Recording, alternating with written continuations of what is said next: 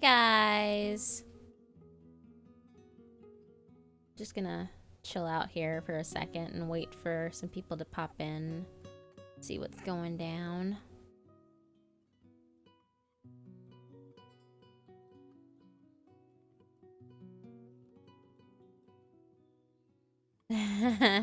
Hey guys.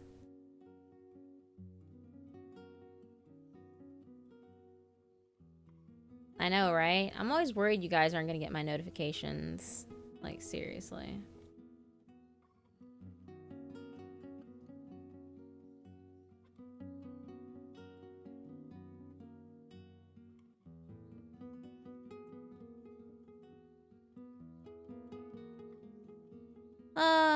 So how's everybody's week been? I hope it was good for you all. It was taxing for me.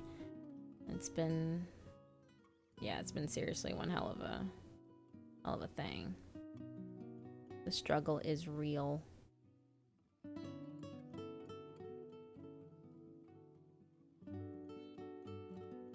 Oh, hey, Moon Maniac. Oh, this is your first stream, huh? Well, it tends to be a little chill in the beginning. I usually just kind of shoot the shit with you guys. Occasionally, I'll have a friend or two pop in and they'll be like, what's going on, man? Let's, like, chill out or something like that. I'm really not even serious about that. But no, I just kind of just shoot the shit with you guys for a little bit, for a few minutes, kind of, you know, let you guys know what's going on with my week and ask how you guys are doing and do you have any cool plans for the weekend? I don't. I'll be working because that's the story of my life. But yeah, and then after I get done, you know, just talking about whatever, I read some stories for you guys. I'm really burnt out and tired. I slept for 2 hours yesterday before I had to go into work this morning at 1 o'clock. And I got off at like 5 o'clock this afternoon. So I probably won't be doing a really long stream tonight. Like I normally do between 2 to 3 hours, but I'm so tired. And I'll be completely honest with you guys, okay? Like just straight up, because I know that's what you want is honesty, right? Well, I'm honest. And I'm going to say that, yeah, I love you guys. I want to stream. I wish I could stream for 2-3 hours, but I'm really tired. I had to produce 2 shows today, and I really just want to sit on my fucking ass and play Persona 5 until I pass out. So, yeah. But I really miss doing this with you guys, so I just want to, you know, read some stories with you all and just, you know, be chill and just have a good day. It's just been a really shitty week this week for me. And you guys always make it worth it all the time. Like, seriously. I feel like I don't tell you guys enough how fucking awesome you are. But you're pretty freaking amazing. The fact that I come home dog-ass tired every day and I still get up and want to do this because I love doing it and I love you guys so much. Like, that should say something. Like, seriously. With all the crazy stuff going on with YouTube too, you know, it's worrying me that some of us won't be able to continue to do it. Everyone's been asking me, they're like, you know, everyone's like, hey Taco Cat, hey Shadow Wolven, Bearded Diesel, aw, hey Laurel. Has anyone ever sat and watched shadows move? It's odd but fascinating. I've never done it. Right, Jose? I just need to treat myself, I'm telling you. Justin Chipman, never played a Persona game. Any recommendations? Well, my friend had never played a Persona game until I recommended Persona 5 to him because I hadn't even played the game yet. But I was like, hey, this series is amazing because I'm a huge Shin Megami Tensei nut. And my favorite Persona game in the series is Persona 3. Specifically Persona 3 FES because it continues the story after Persona 3. Like, you get to play the characters. Well, you basically get to play as Aigis, which is one of the characters at the end of the game. And it's like a continuation of the story after the fact. To love. Is it 2 levels? 2 live? 2 live. To live is to die. Okay, that's what that says. Eden, hello. Spartan 2001, hello. Taco Cat. Jamil Charles. Aw, thanks, guys. Of course, Moon Maniac. I am very, very happy that you're here. Oh, you want me to read the Devil's Game? I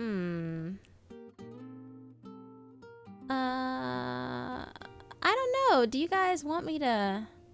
You guys want me to read it again? I've read it already before. I love Starburst. Dude, let me tell you, the Starburst Sours that came out recently, they're the bomb diggity, no joke. I have read Misery by Stephen King. Aw, Pitt, thanks for coming by. I'm sorry you have to go so soon. Sadness, boo. Aw, it's my pleasure, Shadow Wolven. Hey, Gustavo, Marilyn, Lexi, Marshmallow Ben. Aw, no, your battery's low. You better charge it. Shit's about to get real.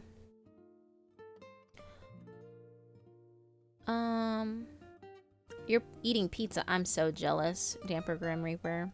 I'm drinking water because that is my life, and I'm trying to like go on this weird diet where all I do is like drink liquids.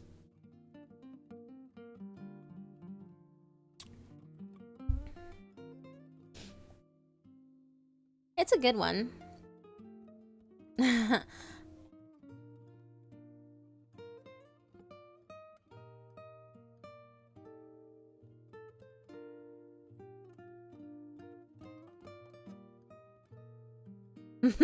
Yeah, I'm old, Miss Amanda. Thanks, Chris. I love you guys too. You guys really fucking rock. Like, seriously, you're amazing.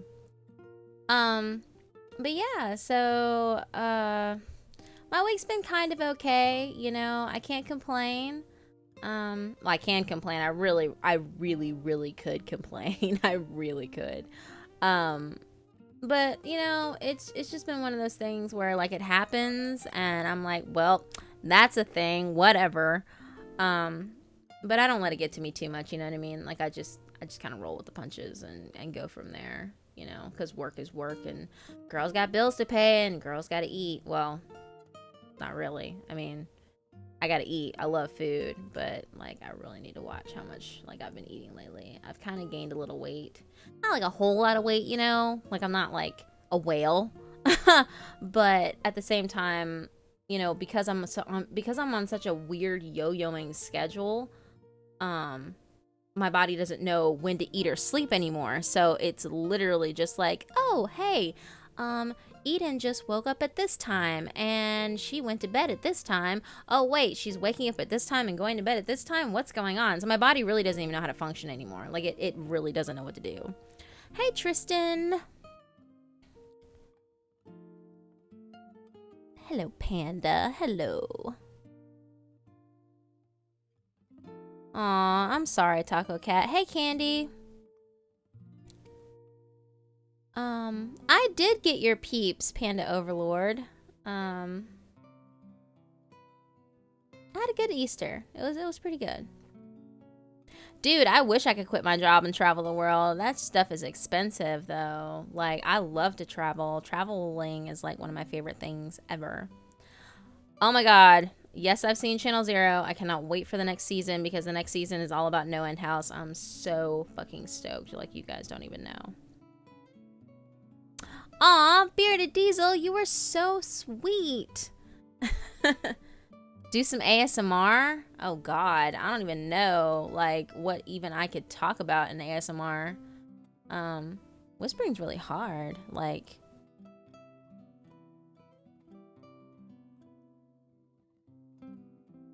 hey, Fossil Library. Hello, Kelly, Little Gamer 218. Hi, hello.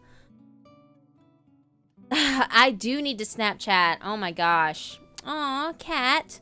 Thank you. Yeah, I really do need to Snapchat more. I have a Snapchat. I just don't Snapchat it enough. Aw, thanks. Luxray is bae. Luxray is my favorite Pokemon. Hey, Joe. Yes, guys. Oh my gosh. For those of you who like haven't heard about what's going on, with Creeps McPasta, like I donated some money to him. But yeah, he's made more than enough on his GoFundMe to like get back on it, you know?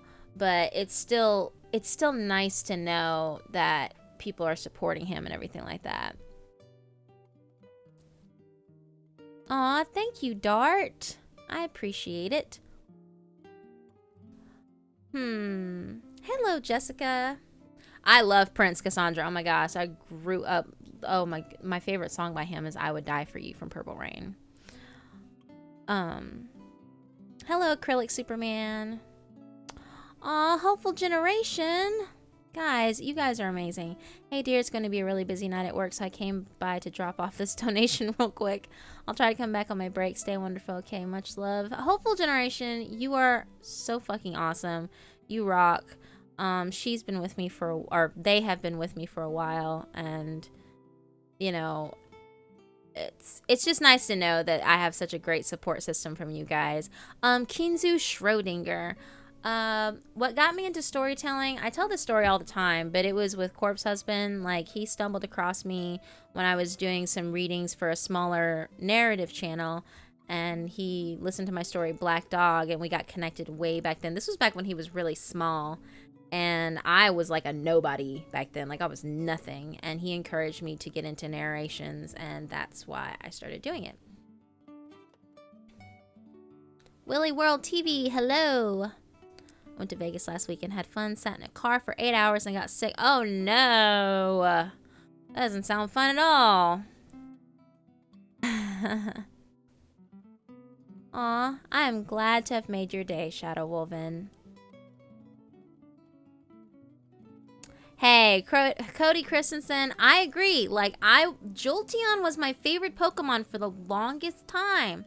Like, I'm all about my electric types, okay? And then when 4th gen came out and, you know, Luxray, like, Luxray became my favorite Pokemon. I'm sorry, I have a thing for, like, giant electric lions. I just don't know what's up with that.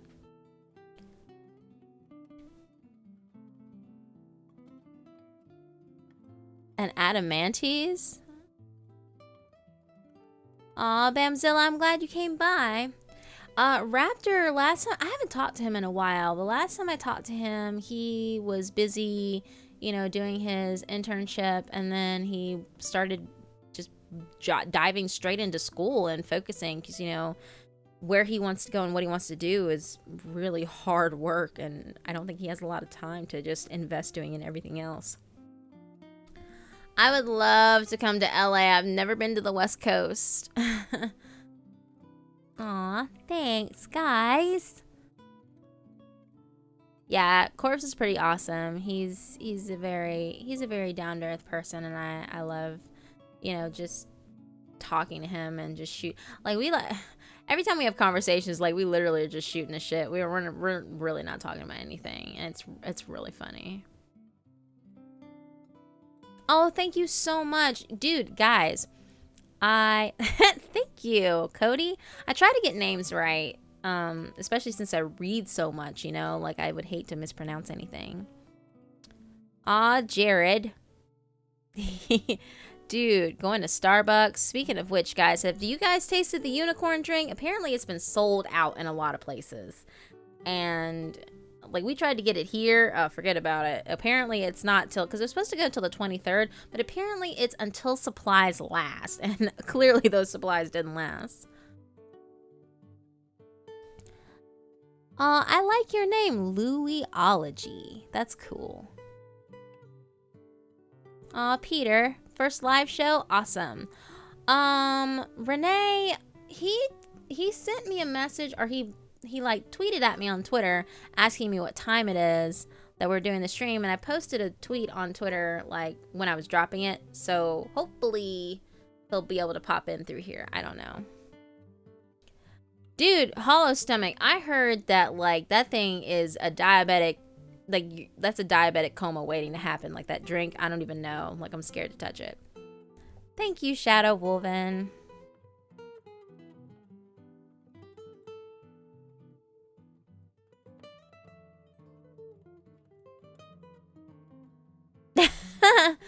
I don't know. Apparently it's this new drink and it's got a lot of sugar in it, Dart.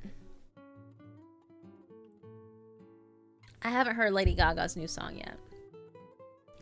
I have a few friends in LA that want me to come visit, so I think I do want to be able to go out there. Yes, Gustavo, I totally...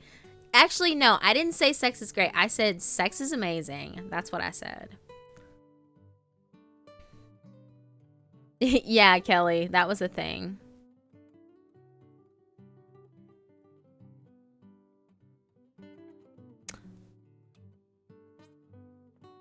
It tastes like a diabetic coma. B-Bust is awesome. I really want to do another video with him soon. He's just been so busy. Dude, all of us in the YouTube narrating community, we're getting scared because we don't know what's going to happen to us. A lot of this is like, some of us are going to have to go from being full-time to part-time. Aw, Moo Maniac, I'm sorry you have to go. Hey, Firestarter1, how's it going? Well, I hate that you have to go, Moo Maniac, but definitely when you get a chance, be sure to listen to the stream later so you can see what you missed. I'll have it posted up afterwards. God, deep fried butter, that is terrible. That already sounds like a bad idea. All right, Ryan, get some sleep. Sex is wonderful. That is what I said. See, look at you guys remembering what I say. Dude, I'm always brain dead. I'm not even joking.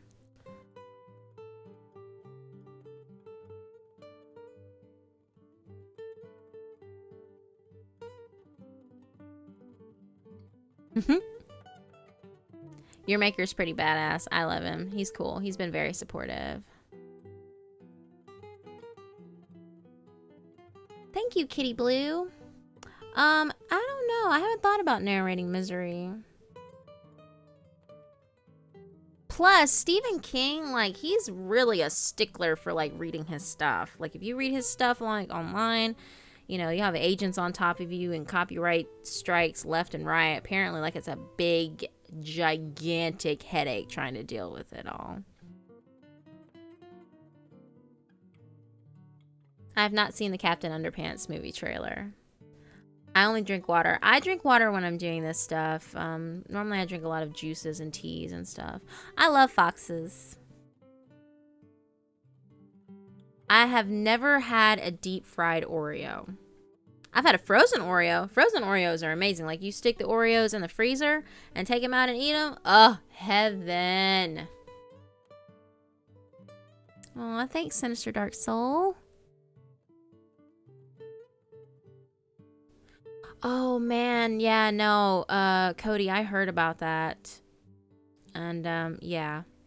May he rest in peace.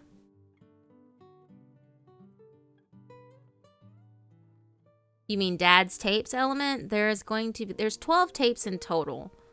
12 tapes in total in the series, and we're going to be... I just finished cleaning up the audio for tape number 8, which actually isn't a tape. It is a letter written by someone to the narrator who's been posting up the tapes.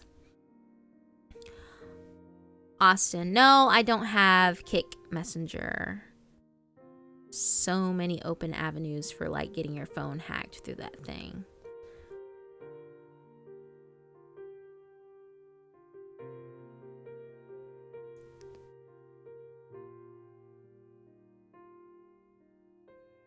Tyrant Tunes. It's so cute, your picture.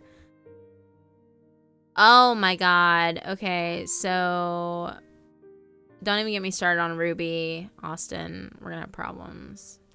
Because I love Ruby, and I really just need Rooster Teeth to acknowledge my skills as a narrator and let me be a character in that show already.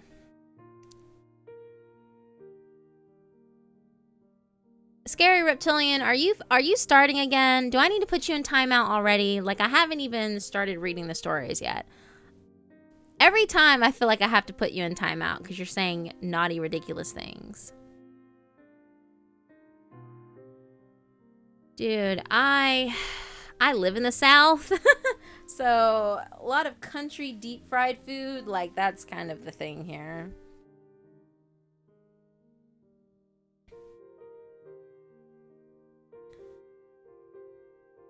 By Deep TV Adam. What kind of animes do you watch? I like a lot of dark stuff. Hey, Pimp Daddy No Flexin', what's going on? Nostalgic Griffin. I wouldn't do a whole lot for a Klondike bar. Because I never really did like Klondike bars. I like the Klondike ice cream sandwiches, though. Those are cool.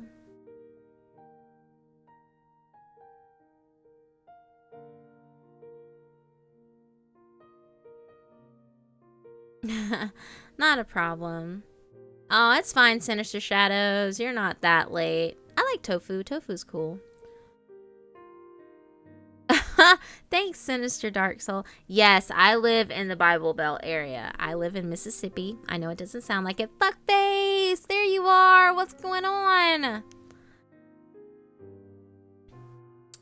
I have not read the Tobit series at all, Bev Mew, but I've seen a few people narrate that, and I don't know. I think I might tackle it on. Hey, Black Assassin. Hello. Welcome to the live stream. Welcome. Aw, Catalira. Thank you. I love you too. Yeah, it's me. Yeah, Taco Cat. I have a playlist on my channel called my speed art videos, and it's like videos of me doing photo manipulations, but it's also videos of me doing like art stuff. I have seen Tokyo Ghoul.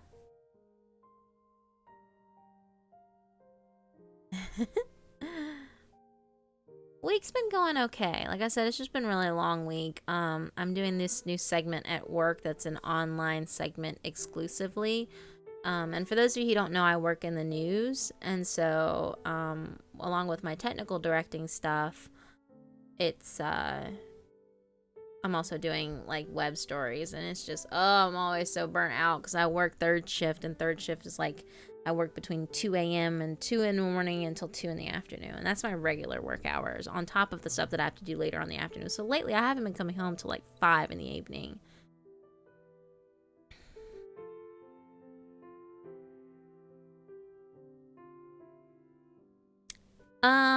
I would think that's amazing if I did the voice of Sayako, because she's pretty fucking badass. For those of you who haven't seen High School of the Dead, you should. Oh yeah, that is Creeperoni is reading the Tobit series. I am I play on my PlayStation. I just got a PlayStation 4 for my Christmas present. Why is my voice so clean sounding? I don't know. I have a noise gate on it right now. So that might help. Well, Cody, it kind of depends when I do. It's kind of a hit or miss, really. I try to stream on Mondays and Tuesdays, which are my days off. But lately I've kind of gotten the habit of, you know, streaming on Fridays now, because it kind of gets me in the time I have to reset my body clock to get ready for night shift tomorrow. So, yeah. So, what are your favorite narrations, or do you use stories from experience or from your own personal imaginations? I don't do true scary stories. I've written a couple of stories on here and narrated them. The other ones, though, I just kind of find stories that I think are really unique and that I think that you guys might like, which is why I really enjoy the Dad's Tape series, and I'm glad that you guys are enjoying it too. Hello, Mr. Renegade Shinobi, what's going on?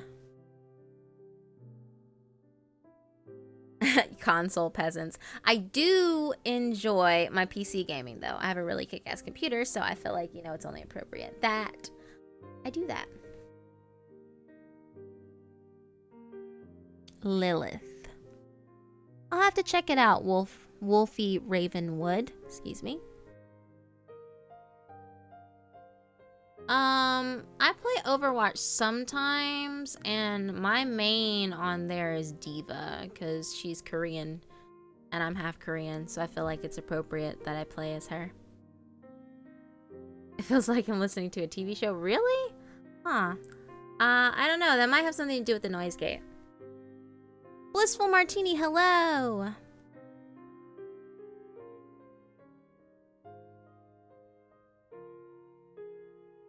Thank you, Jacqueline. I appreciate it.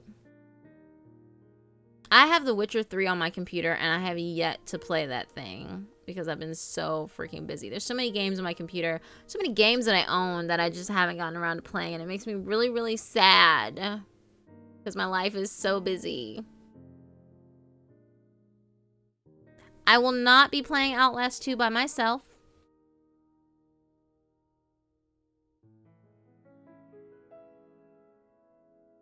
Yeah, Cody, you can send them to me. Just send them to my email. My email is listed in the description of the live stream, and it is also listed in the About section of my YouTube page. Hey, Everett! Dude, what's going on? My favorite game right now has got to be a tie between Horizon Zero Dawn and Persona 5. I was playing Final Fantasy 15, but I decided to take a break because there were so many good games coming out, like Nier Automata is coming out, and Shadow of War is coming out soon. Like, there's just too many fucking games coming out. I don't have enough money for this stuff. Like, I don't. And it makes me really sad because they're so fucking good.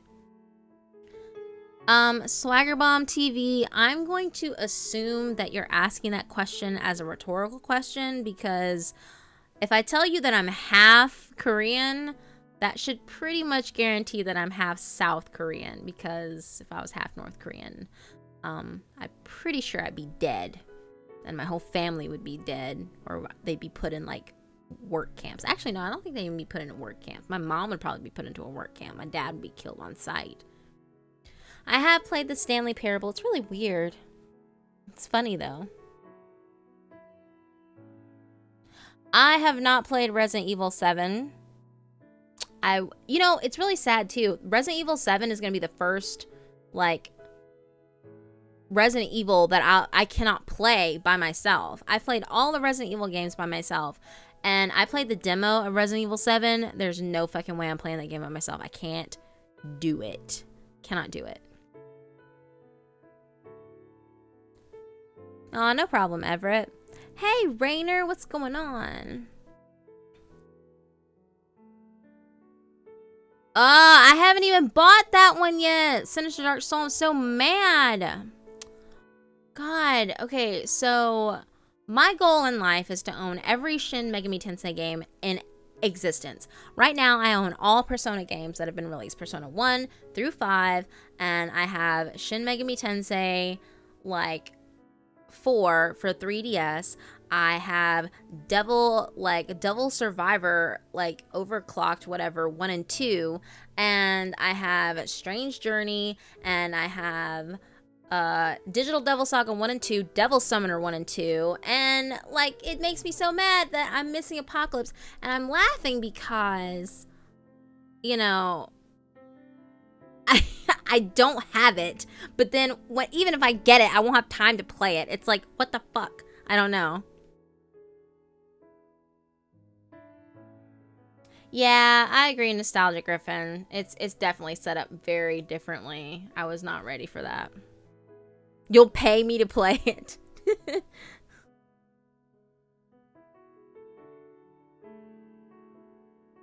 Yeah, Wolfie Ravenwood. Just like I told Cody, my email is listed in the description of the stream, or you can check my About section on my YouTube and you can email me there. Life is Strange is good. I actually need to record. I want to, I think... Okay, so I'm such a bad, like, person when it comes to doing my 1,000 subscriber specials, because I'm now 3,000 subscriber specials behind. And it's because I didn't know what I wanted to read for you guys. I didn't know what I wanted to read, and lately it's because I was doing visual novels. Well, after I did Phenomeno, I was like, oh my god, what the fuck am I going to read for everyone? And I found a really good one that I wanted to read for you guys, and... I just haven't had time to record it. It makes me so mad.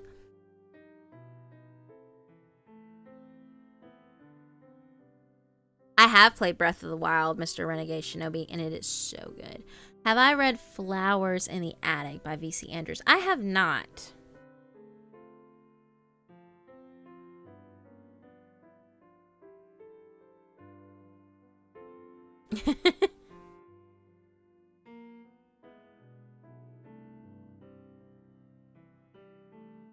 My favorite Resident Evil game was Resident Evil 4. That was my favorite one.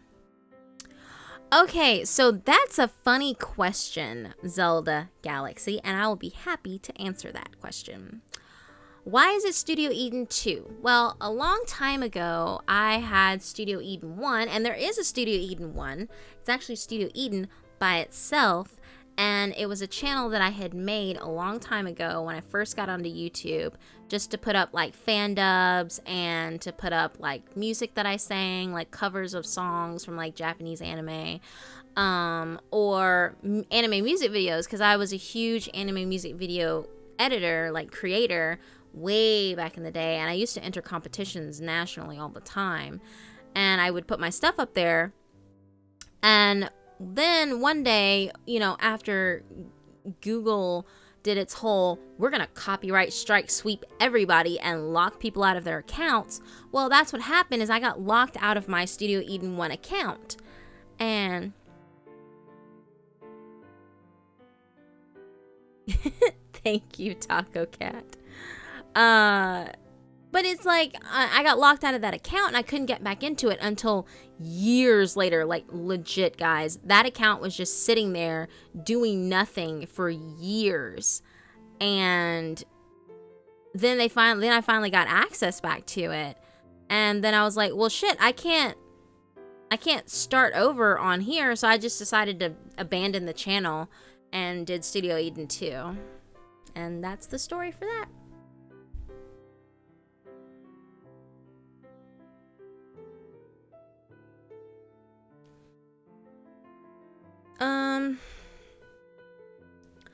I am a technical news director for the local news channel that I work for. And, well, I live in Mississippi, so I assume that, like, should answer the question for you, Tyrannotunes. As far as what I think of the ad boycott, I'm kind of stressed out about it, but I'm not a whole lot stressed out about it. I haven't forgotten you, Spartan 2001, trust me.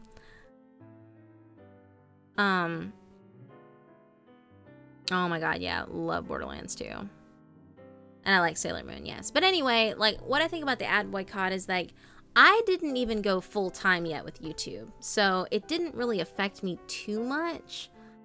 Like, it didn't bother me too much, you know, that with the YouTube boycott. Like, it didn't hurt me. Hello, Carissa, love you.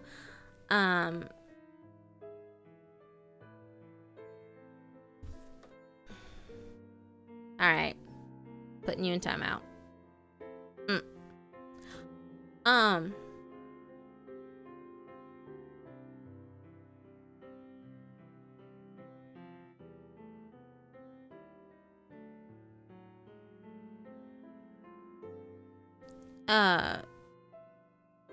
So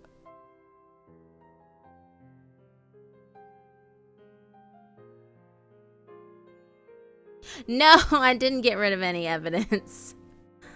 Let's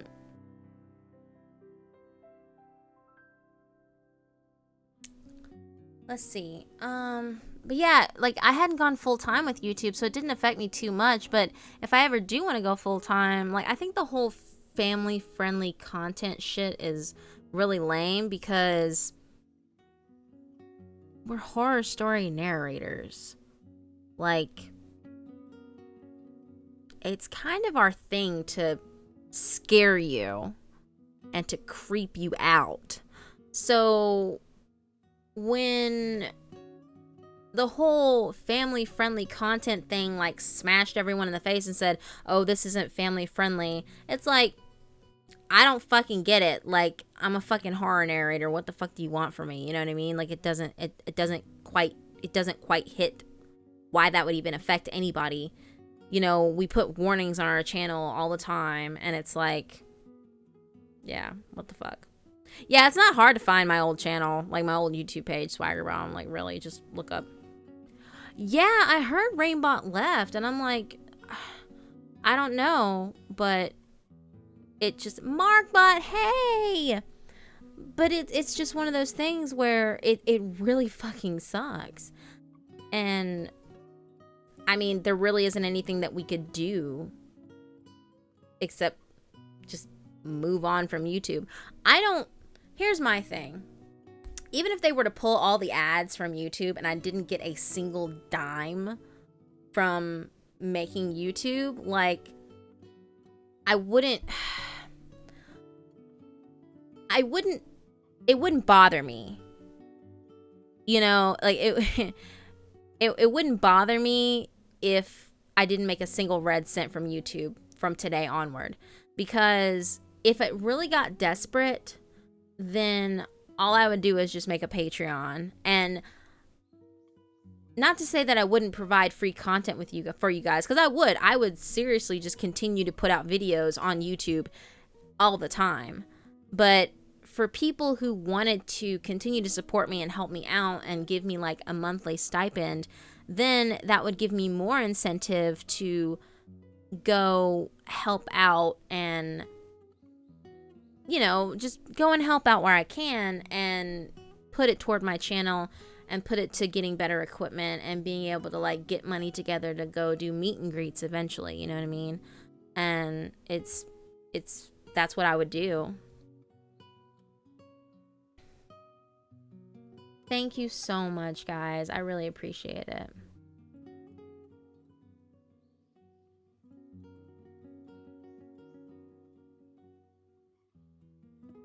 No, that's why we always encourage people not to do ad skips. Like I give you guys the options. Like if you want to skip the ad, by all means, you can skip the ad.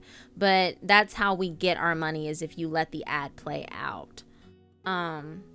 So that is a thing.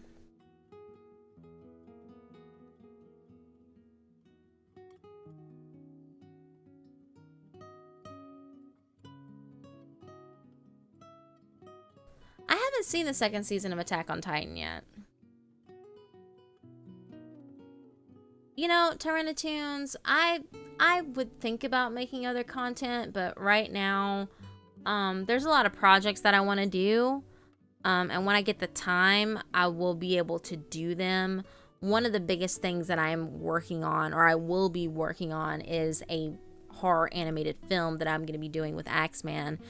We already got most of the stuff recorded already. We just have to get, a couple more people's actors' lines in, and then when he gets done with all of his projects that we're working on, or he's working on and I'm working on simultaneously, then we'll be able to get started on that. Because my biggest goal is that once we complete that film, I want to submit it into film festivals to get it recognized.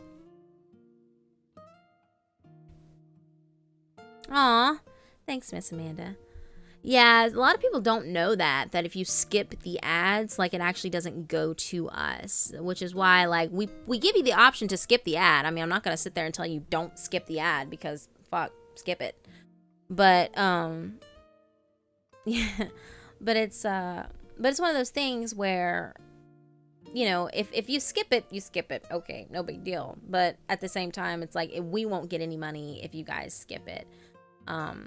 But I'm not going to fault you for doing it. I'm notorious for doing it when I'm, like, listening to, you know, like, music stuff. Like, when I'm working on stuff and I have music playing in the background, I'm notorious for skipping, you know, videos. So, but I try not to. I really do. I try not to. I really try not to do that.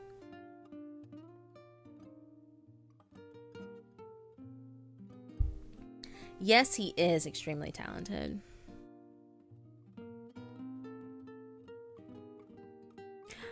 It's more like, if I were to get 100,000 subscribers, then on average that would mean that I'm getting about, and if I put out 2 or 3 videos a week, then I would be making between 50 to 75 to even 100,000 views a week, and that would be plenty for me to just do what I need to do. I know, Scary Reptilian, but sometimes I have to put you in timeout because you just misbehave.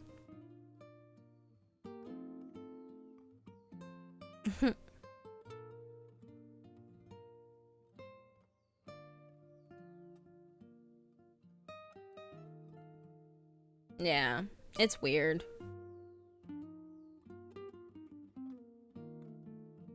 Yeah, I would buy YouTube Red, but again, girl is broke and I got bills to pay, and I can't be bothered. Not yet.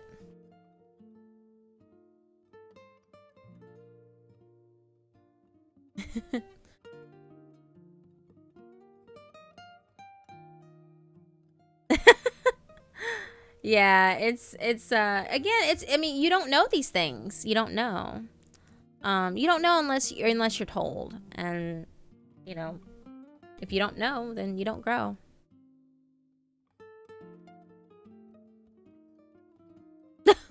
Wow, you got an hour-long ad? That's like ridiculous.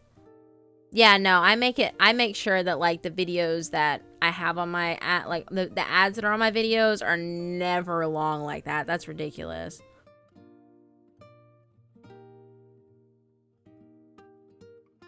Well, guys, yeah, Roger Rapp, it's fine. I mean, even with your ad block running though, like it'll still allow ads to pop up from time to time on your, especially since a lot of my viewers are mobile. Hey, Darky. Since a lot of my viewers are mobile, like they're either on their cell phone or on their tablet or on their laptop, you know.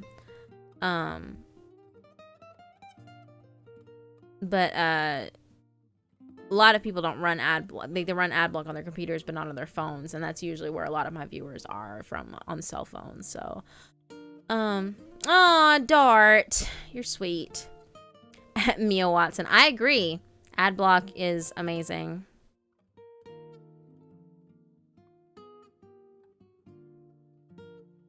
Yeah, and the cool thing about YouTube Red is that even if you do get YouTube Red, like it doesn't hurt any of us at all. Like you won't see ads on the video, but it'll play, like it's almost like it plays in the background under, like, so you don't hear it, but it plays it anyway, or it runs the ad like it would normally, so it wouldn't be hurting us at all. That was one of the things that kind of bothered a lot of us, as we were worried about that. Bye, Panda Overlord. Thank you for stopping by.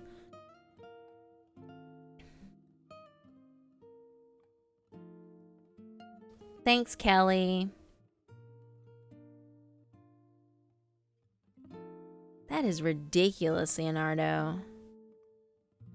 I have never had Costco pizza. Does that make me sad? Does that make me feel like I haven't lived life enough that I haven't had Costco pizza? Probably so.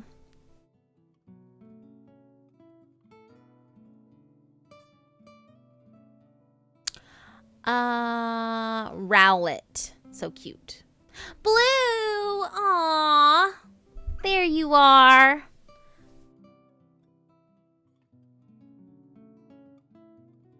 Oh no, Sansy the Sands. Aw, don't get scared, Dart. Oh god, that's awful, Darky.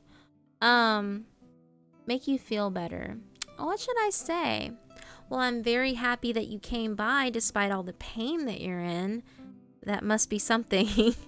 I've broken a bone before, and trust me, that shit sucks. So I understand how you feel, and the fact that you are pushing yourself through that agony right now to be here with me makes me so happy. And I'm so glad that you're here with me at this moment. I appreciate you in more ways than you could ever imagine. Aw, Cat, it's okay. If you feel tired, by all means, you can, get some rest. It's fine. I haven't played Pokemon Sun or Moon yet. I played the demo of Sun and I liked it a lot. Hi, Indigo Raven.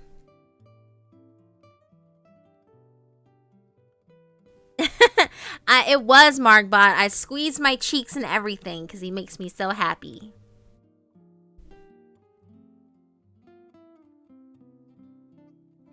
Aw, thank you, Pedro. I appreciate it.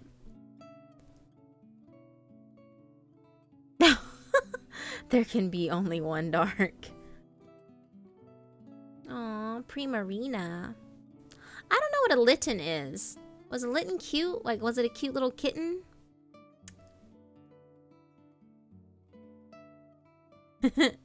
Yay, Sansy the Sands. I'm glad you feel that way.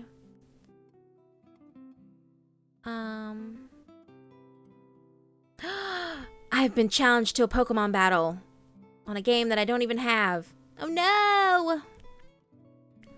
I don't know if I've ever... Penn and Teller? Is that a musical group? Aw, Markbot, I'm sorry you don't feel good. No, I don't do this every weekend. Unfortunately, I do work on the weekends, but I'm gonna try and do these on Fridays from now on.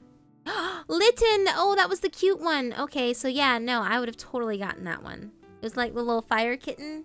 Yeah, it was so cute.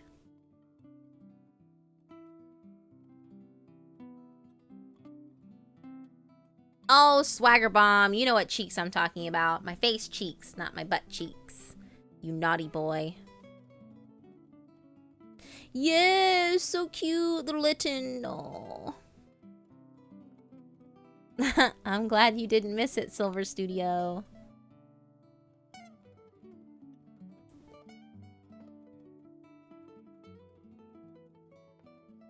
Aw, I love you guys. Okay, so that is enough shooting the shit. I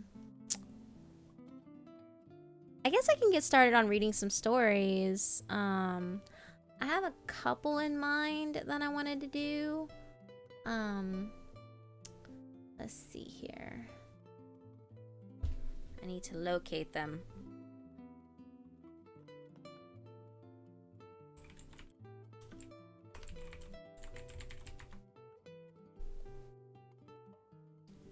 But yeah, that's pretty much what's going on with my weekend. Not a whole lot, just, you know, oh, I got a message. Hello.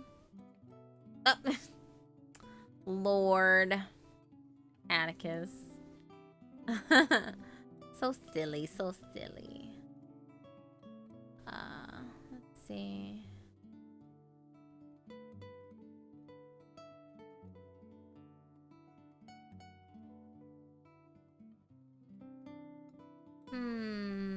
Well, are there any stories that you guys would like me to read? Let me ask that. Let's ask that question. You know, that would be great. Because, I mean, I have a few ideas that I wanted to do, but, you know, if you guys have a story in particular that you would like me to read, then by all means, throw them at me. I'm all ears. All ears. Oh my god, Austin, are you like... Is that... Is that like... poo shooting itself in the head? So much crazy I can't do.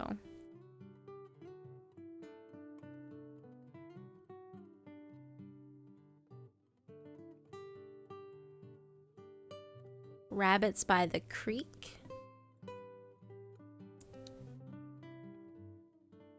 No, I don't listen to Joe Rogan. Thank you, Nostalgic Griffin. Yeah, I try to put emotions into it because I feel like it's more...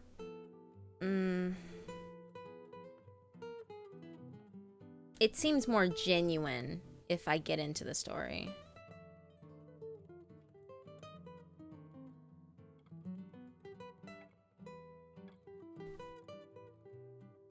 Did I miss what you said? Aw, I'm sorry, Swagger Bomb. You're a naughty girl then, if that's the case. Look at you. Glitch in the Matrix.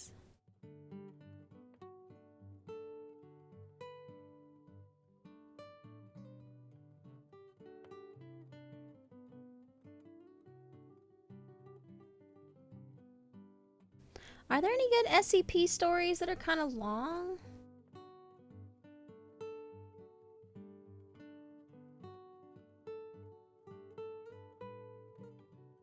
Aww. Well, I hate to see you go, Tyrannitunes. I was glad to have you here, though. Blue light.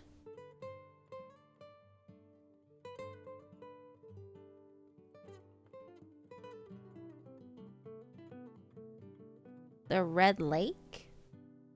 SCP, the Red Lake. Hey, Blue, did you want to come in here?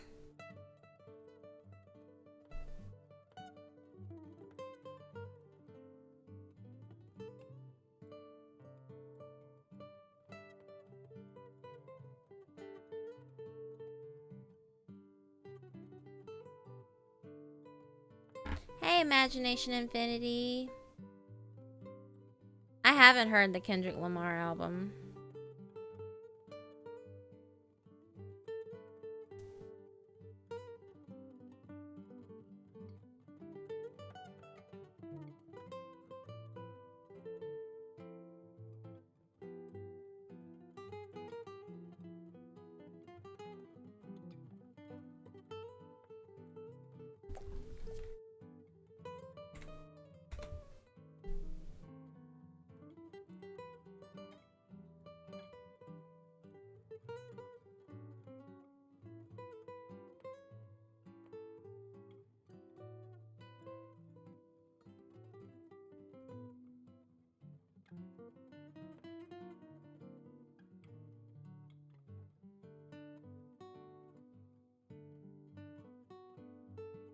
Oh, close that.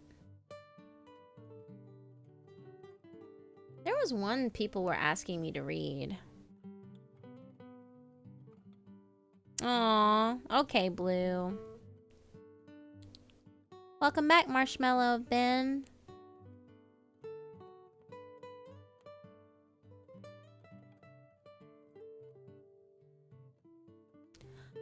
Yeah, I'm looking for a long read. Oh my god, Taco Cat. I definitely started crying when I heard him tearing up. I was like, oh my god, I can't.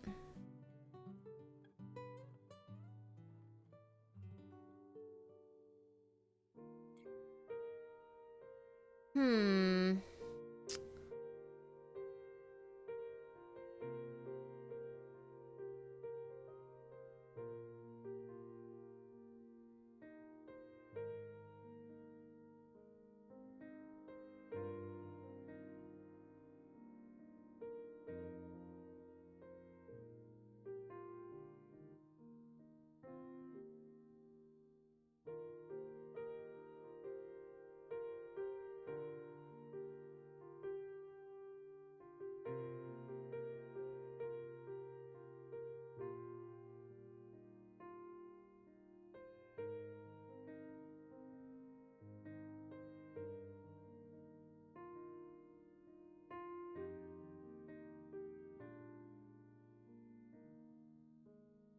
Hmm.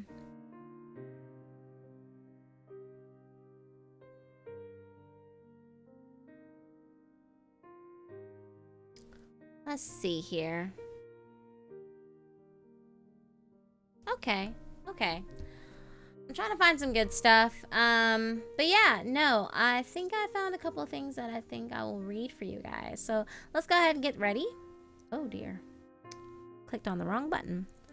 Yes, Joshua, my job does slow me down. Yeah, I wish I could get on Steam more. I feel like the only time I get on Steam is to like check my messages.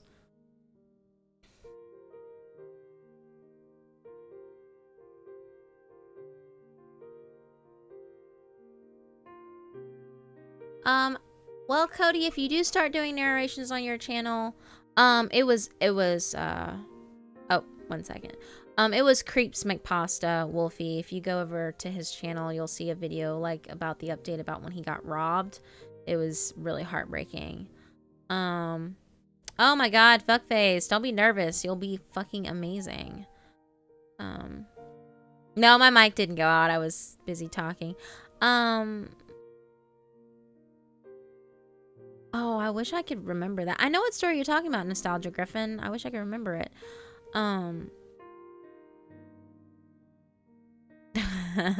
No end house. Oh God.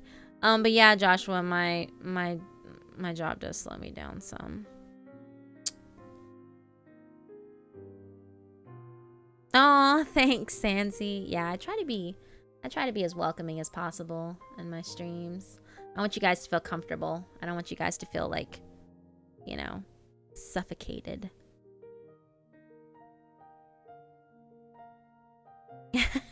Wow, that's awesome, Roger.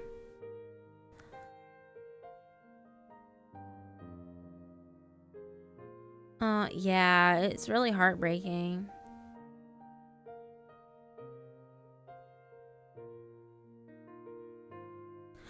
All right. Okay, so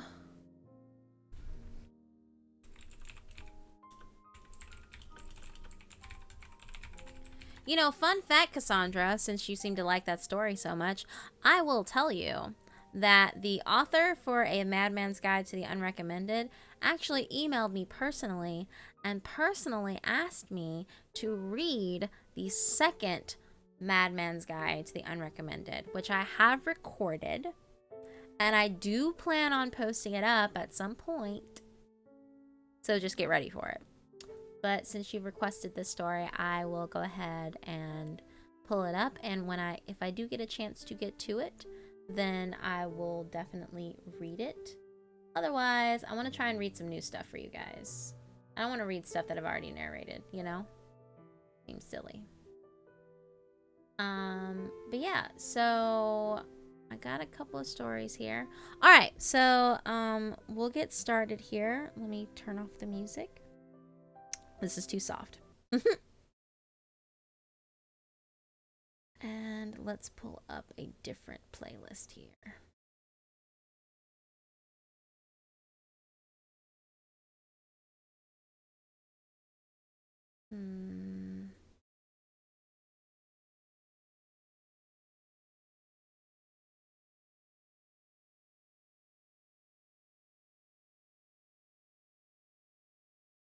All right, so the first story. Hey, Mary, how you doing? Oh, the woman in the photograph.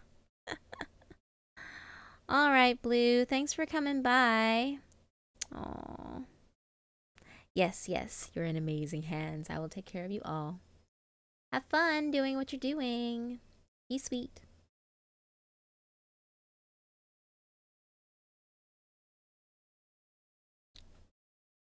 All right.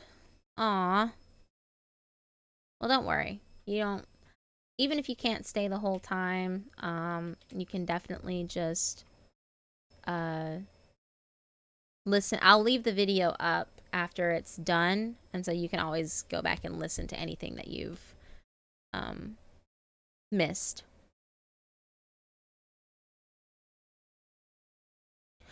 I've heard of that, Poppy. I don't understand her, and I don't ever plan on watching anything that they're doing. Aw, thanks, Silver Studio. All right, so one of my favorite authors is Matt Demersky. He is the one who wrote Psychosis. Hey, Sarah V, what's going on? I wasn't playing funeral music. I was playing soft stuff. You're so bad. But yeah, so there's a story on here that I'm gonna read. And it's called You'll Never Even Know. I don't know what this is about. I really don't. I do not know. I literally just clicked on it because it had over 3,000 something like upvotes. So I figured it's good. So I don't know what we're about to get into. Yes, I will. I normally am good about doing that, like putting timestamps on videos. After I get done live streaming, I'm just so tired. But I will go back and do that for you guys. So yeah. All right, Element. Talk to you later. Hello, Bjorn. It has been a while. Yeah, so the story I'm going to read is You'll Never Even Know. It's by Matt Demersky. Here is the link if you would like to read along with me as I read aloud. And yeah, so let's get started.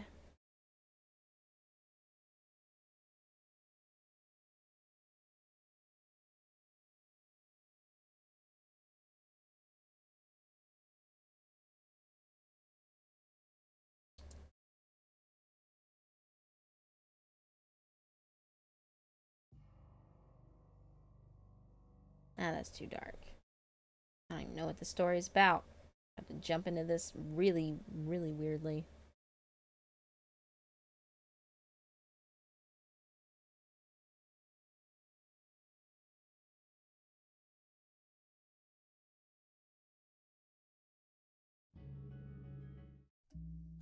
No, not a fan of that either. This is always the hard part.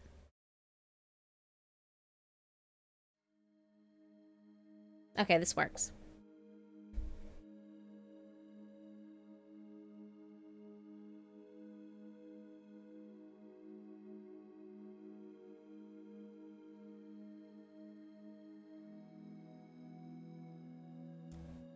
Surveillance is a growing fact of life these days, but I now believe we've expanded the scope of human sight to dangerous levels.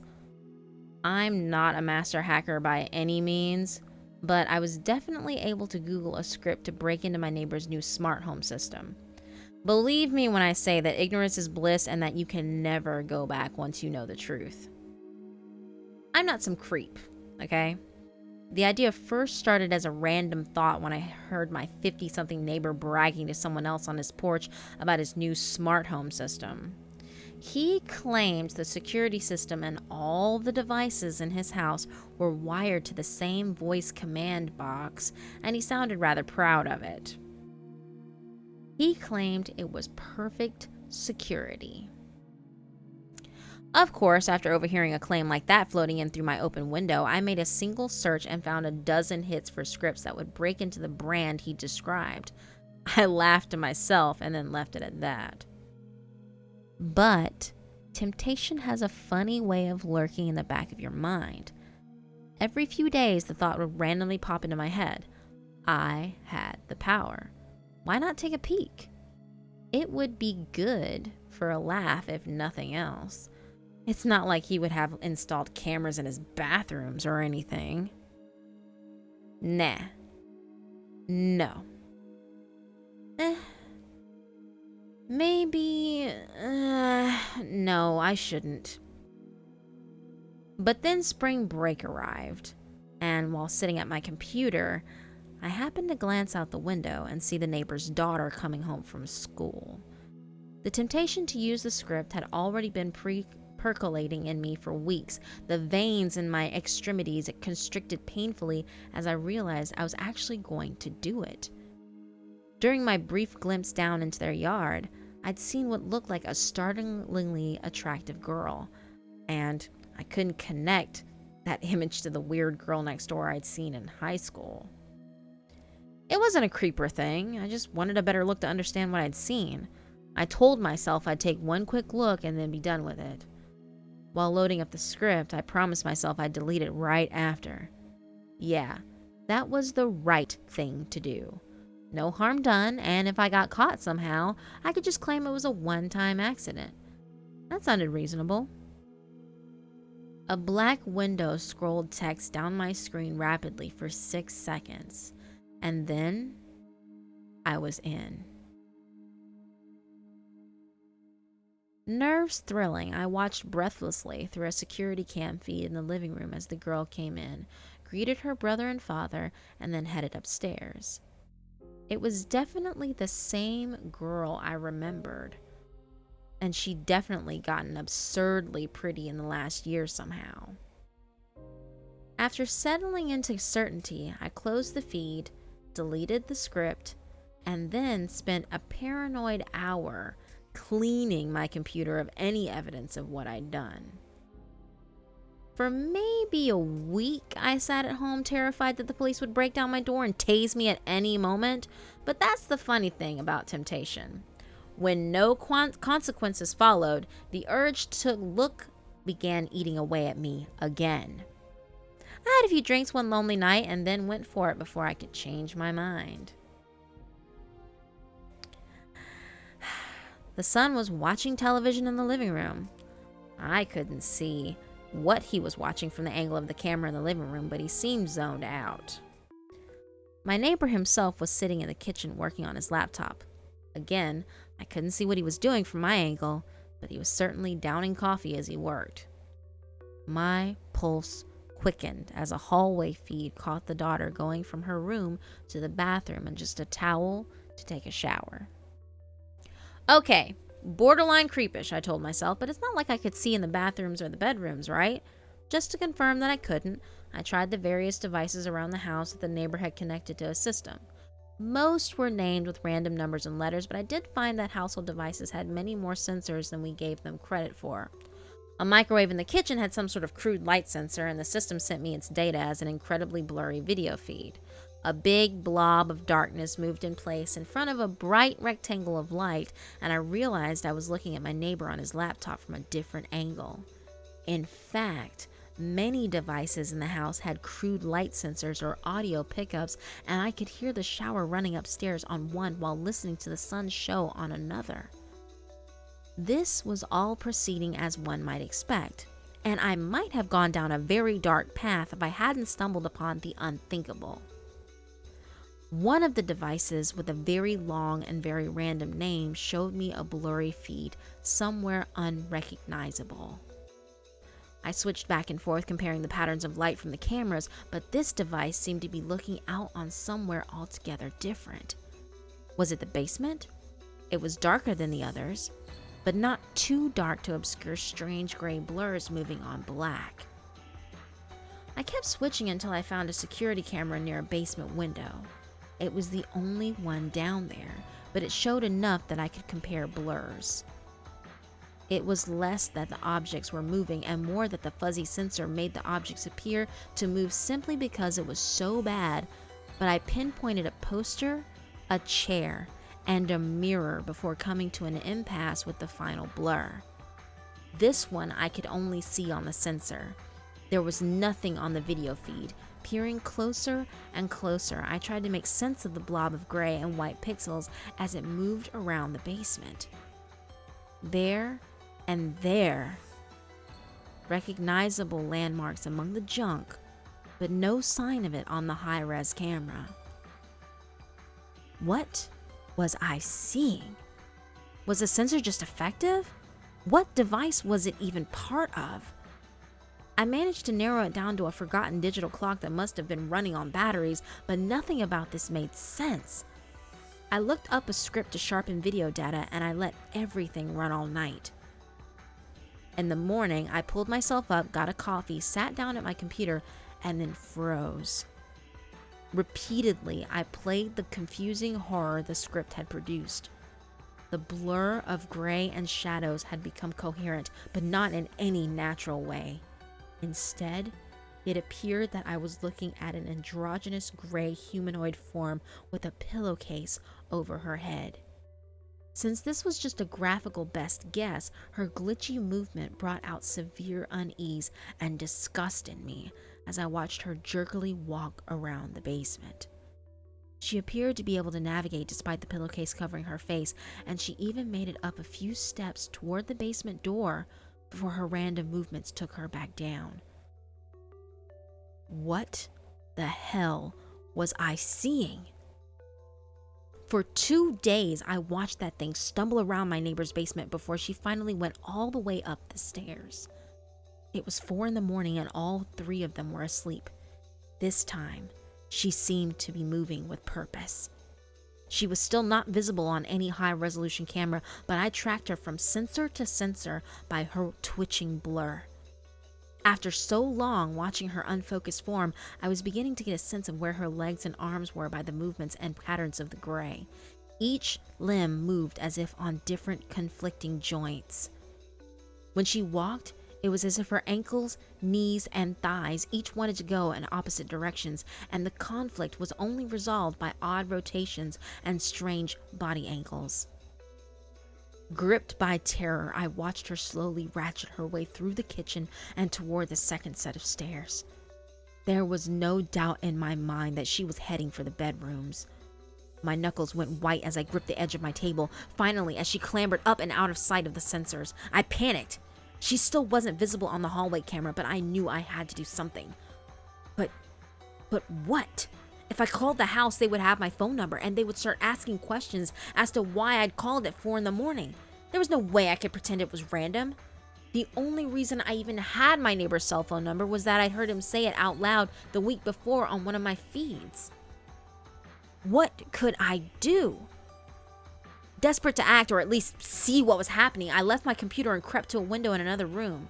From here, I could see into my neighbor's daughter's window, and my entire body ran with prickly terror as I spied a strange gray anti-glow in her room. The sharpening script had not been wrong.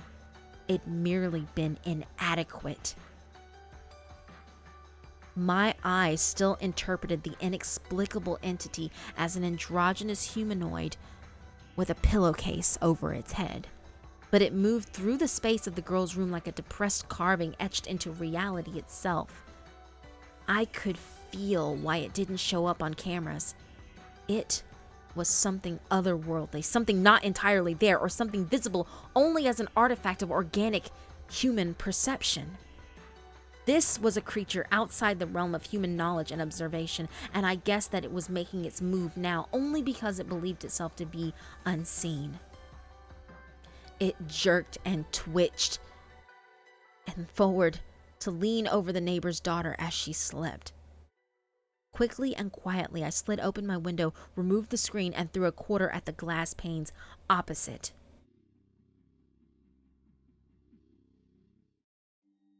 I ducked down immediately after and clutched the floor in abject terror. The rap noise had been excruciatingly loud. Had the entity snapped its pillowcase-covered head toward the sound? Had it seen me? I had no way of knowing. Or did I? Crawling back to my room, I checked the feeds. Apparently completely unperturbed by my noise, the entity had begun ratcheting her way back down the stairs. It was not fleeing to the basement.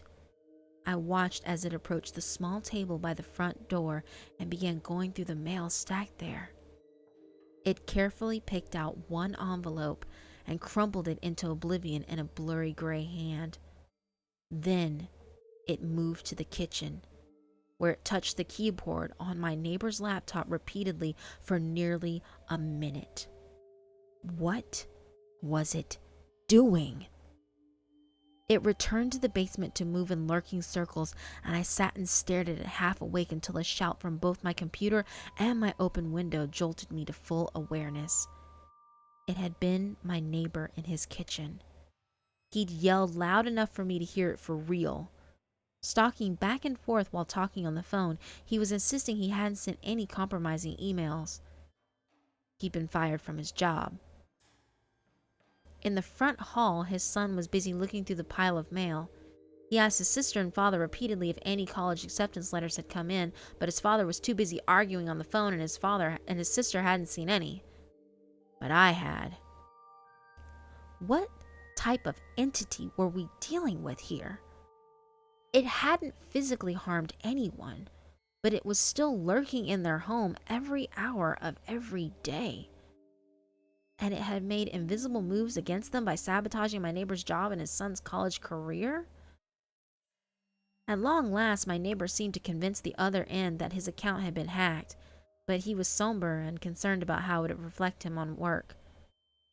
The son continued on with his day, oblivious to the fact that his acceptance letter had come in and been destroyed.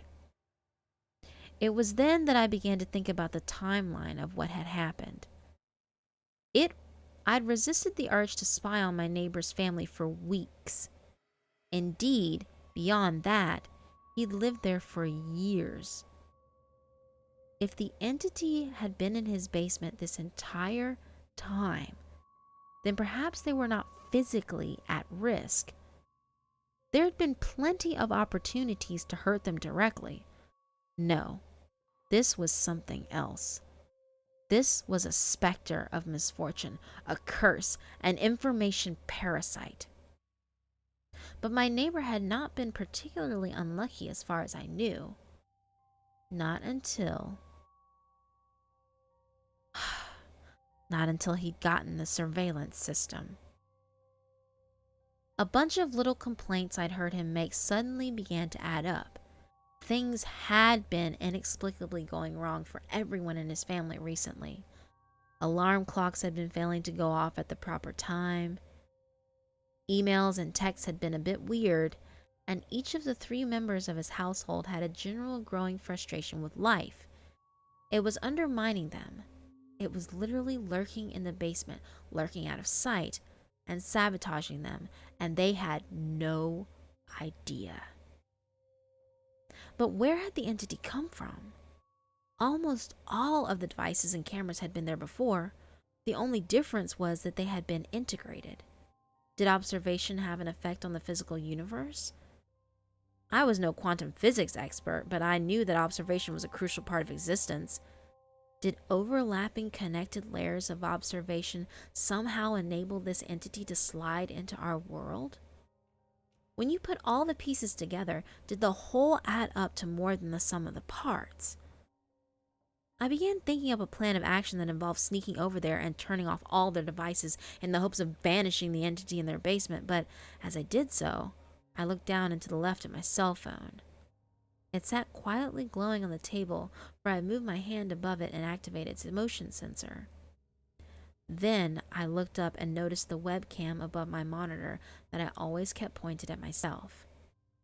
Then I looked to my right at my television, itself containing a sensor, and the gaming console beside it that also had sensors to detect my motion.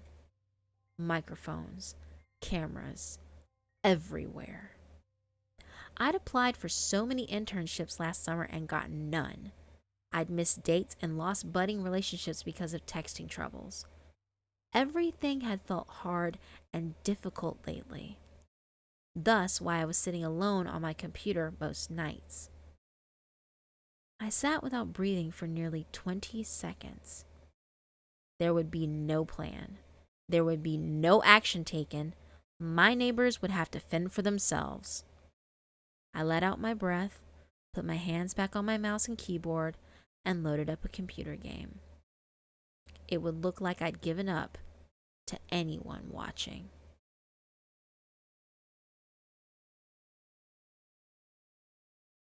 And that's the end of the story. That was pretty good.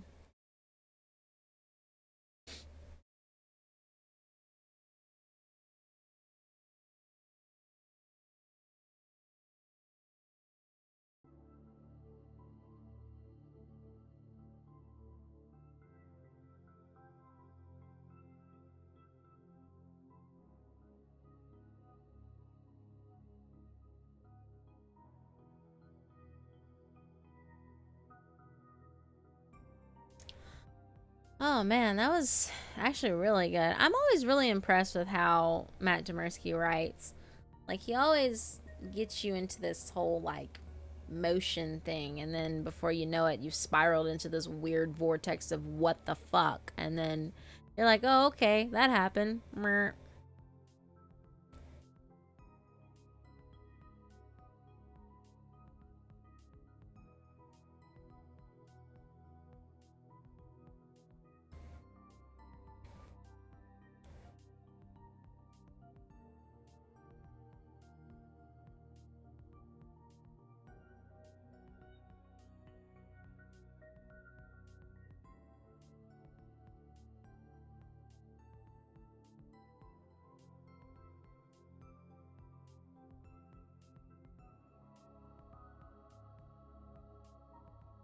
Yeah, I agree. That's kind of trippy. I wasn't expecting that. Like, I mean, I'm always kind of expecting a twist with his stuff, but at the same time it's like, well, that just happened. And then I'm like, I don't know how I feel about that. It always leaves me that feeling of, how should I feel about this right now? Definitely those kind of stories. Those are the best.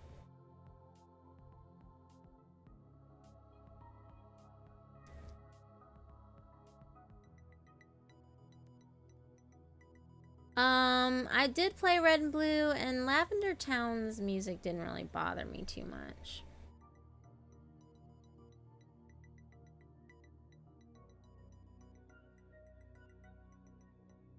Yeah, my computer is giving me bad luck.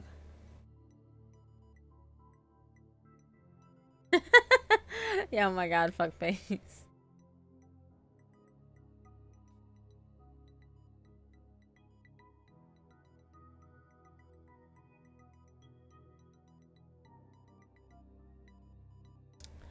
Let's see here.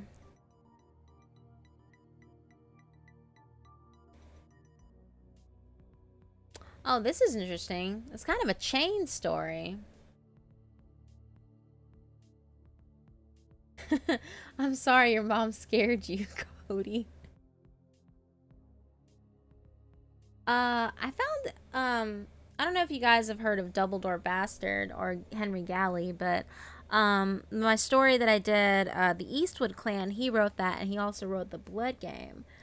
And I'm kind of curious because there's a 3-part thing that he wrote involving like a Craigslist ad that got put up, and I kind of want to read it. And because it's 3 parts. All right, Rainer, have a good night. And because it's 3 parts, I'm thinking that'll be like a good one to, you know, read to kind of wrap things up, I guess, tonight. I did a lot more talking than I had intended. I think whales are adorable. And yes, Wolfie, I have read a story that got me scared while I was reading it. In fact, it was Room 733. That story legitimately scared me when I was reading it. And a lot of people comment on how genuine my emotions are in that story because of the way I read it. They're like, "Oh yeah, Eden, you sound really scared. Like it was awesome." And I'm like, "Yeah, it's cuz I really was scared." You know? Like I was definitely terrified. Um so yeah, that was a thing.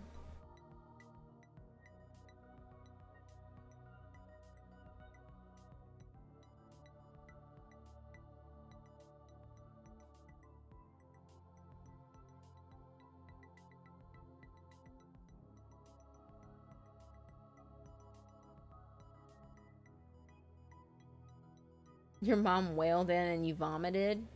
That sounds awful. Alright, Hyperion Gaming, go get some rest.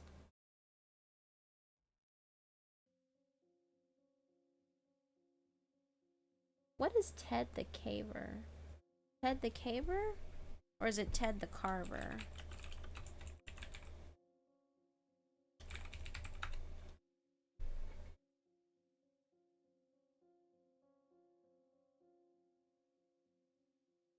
Is it a creepypasta?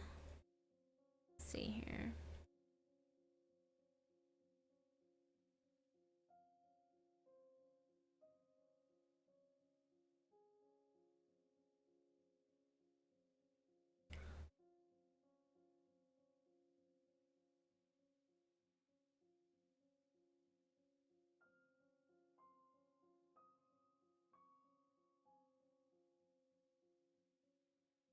Oh, this is interesting. Oh, this is long. Holy crap.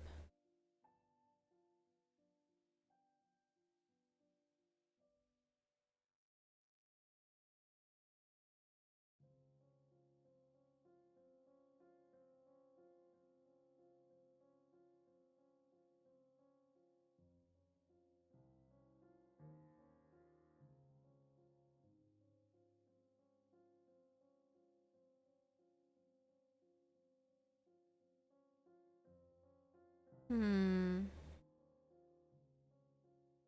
This is really long.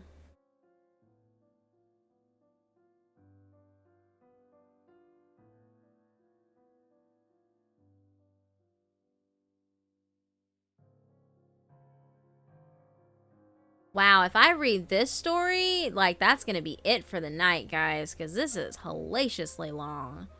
Holy shit. Like, I might run out of air reading this.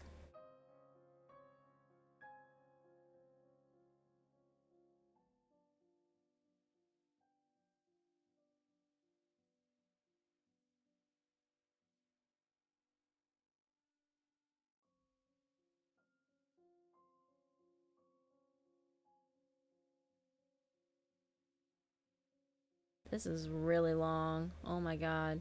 Yeah, if I do read this, this is gonna have to be it for the night.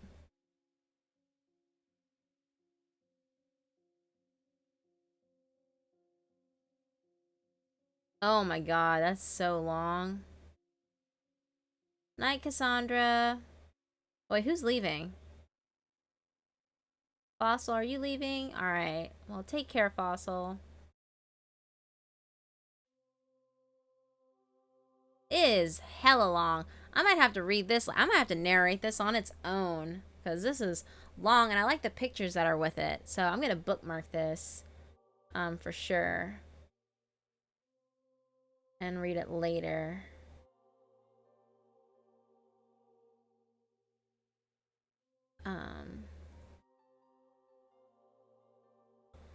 Alright, so what I am going to do, though, is, like I said, I'm going to, I think I'm gonna stick with the story that Henry Galley wrote. You should definitely do it sometime, fuckface.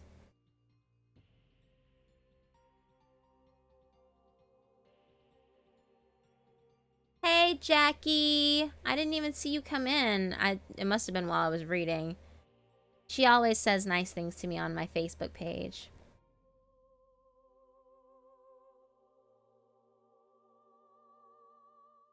Rabbits by the Creek?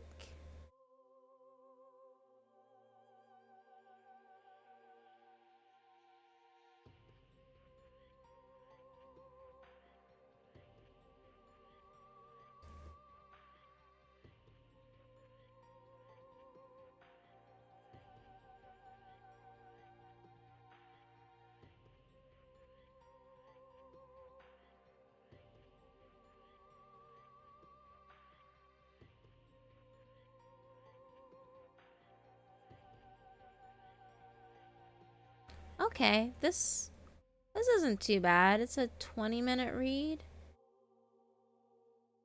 Okay, yeah, I can do this one. Alright, let's do this one. We'll save the Henry Galley ones for next time. Yeah, I think I'm down for this. Okay,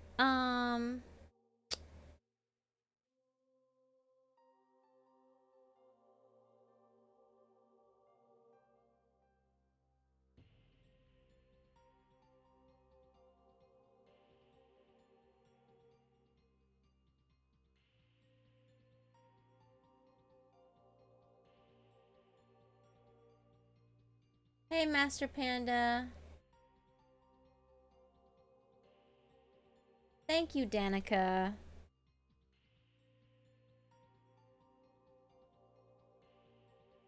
Hey, Alex. Yeah, I streamed kind of late. I wanted to stream like around 4:30, but you know, shit happens.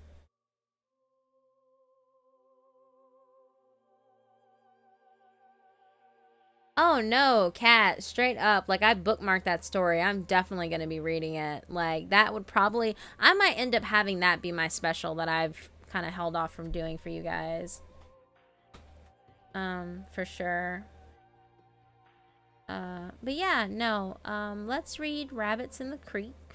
It looks good. It's got some good dialogue bits in it. Actually, not even really dialogue bits. Like, it just looks like it's been written pretty good. And the voting is pretty high on here too.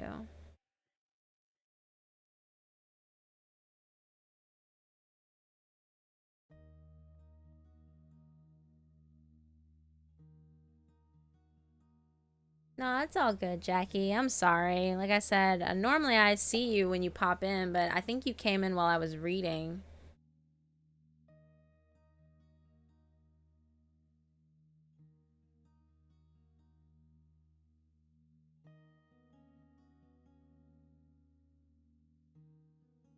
Oh, I'm sorry, Kaylin. Happy belated birthday.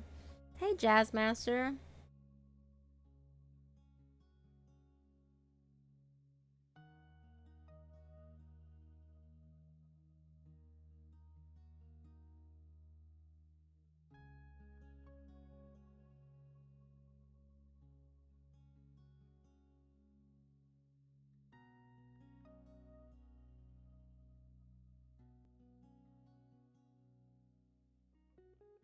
All right, so yeah, let's read Rabbits in the Creek. Okay, so I'm gonna copy the link to the story and paste it so that you guys can read with me and while I read aloud.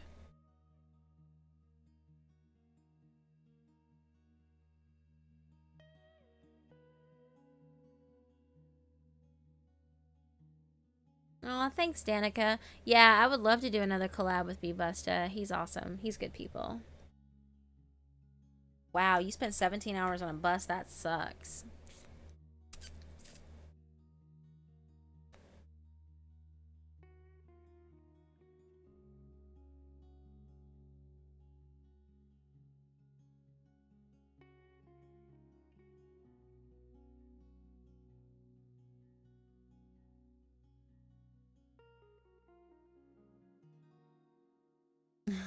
Well, this is my first time reading this too, Wolfie, so this will be an experience that we will all share together. It's gonna be amazing.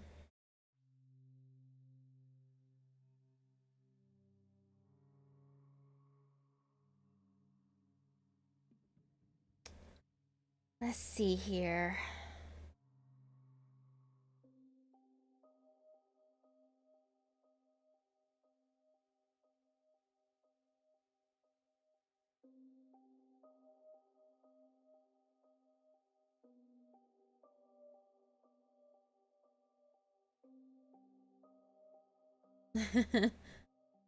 It's all good, Jackie.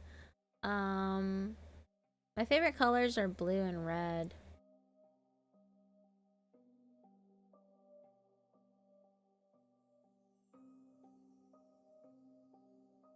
It's not about levels, Silver Studio. Don't ever feel like you have to be on someone's level. Everyone is their own individual and everyone has their own creative influence that they bring to the table. Doesn't matter if you haven't gotten as well noticed or you have gotten as well noticed, whether you have 5 subscribers or 50 or 5,000 or 500,000 or 5 million. To me, it's all about who you are and what you bring to the table and what kind of content you bring for your, for the people who listen to you. Aw, see you later, Darky. Thanks for coming by.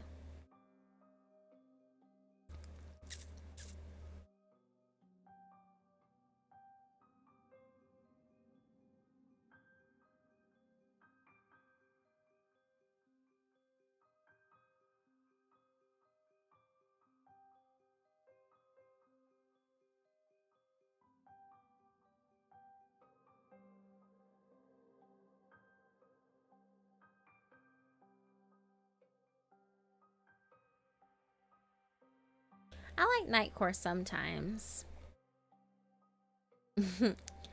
Oh, fuckface, if only you knew. One day I'll tell you guys a story that'll really blow your minds.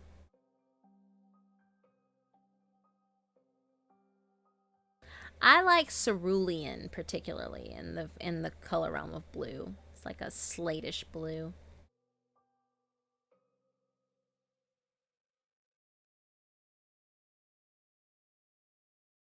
Oh, I'm glad you did too, Cat Plays.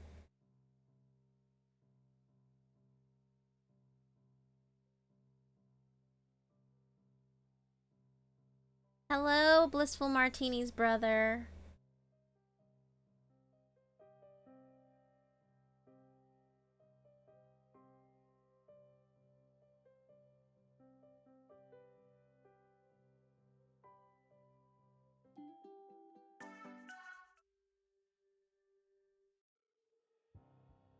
Okay, that works.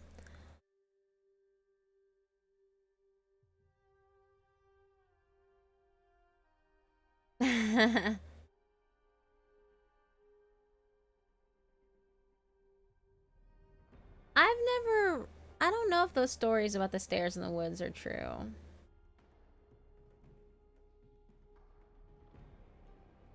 I have heard of Mr. Nightmare, Cody. I have.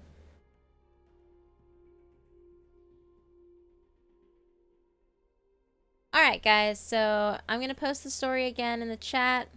We're going to get ready to do this.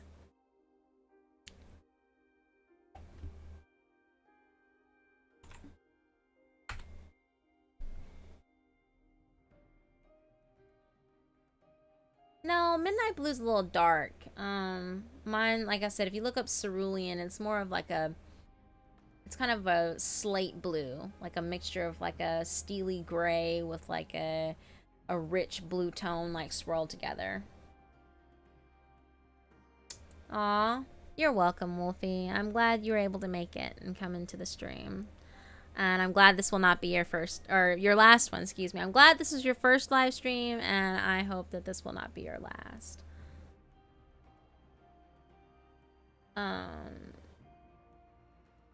Alright, so we're gonna get started with the story. But yeah, we're gonna get started with the story here. Get some appropriate music.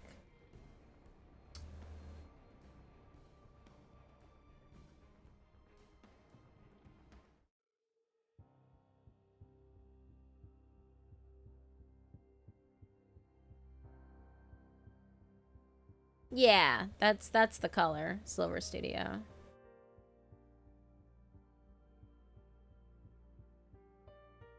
The way Silver Studio wrote it, Swagger Bomb, that's how you spell it.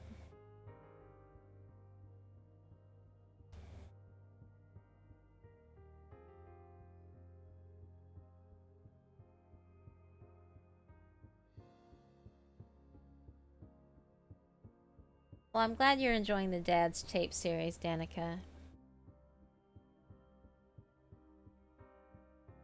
Oh, did my internet act... Oh, God. Am I turning into a robot? I hope not. Oh. Okay, there we go. Yeah, for some reason, my stream for a second went from green to yellow. That might have something to do with it. It says the health of the stream is still good. So, it might have just had a moment of... It might have just had a moment. So just bear with me here.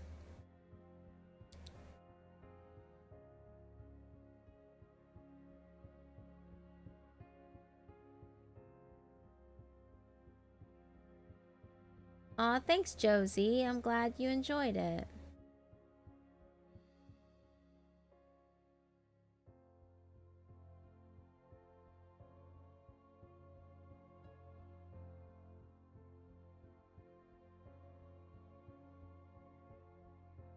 Alright, Jackie, in case you fall asleep. Alright, so let's get started. We will be reading, or I will be reading rather, you will be following along with me as I do. Rabbits in the Creek.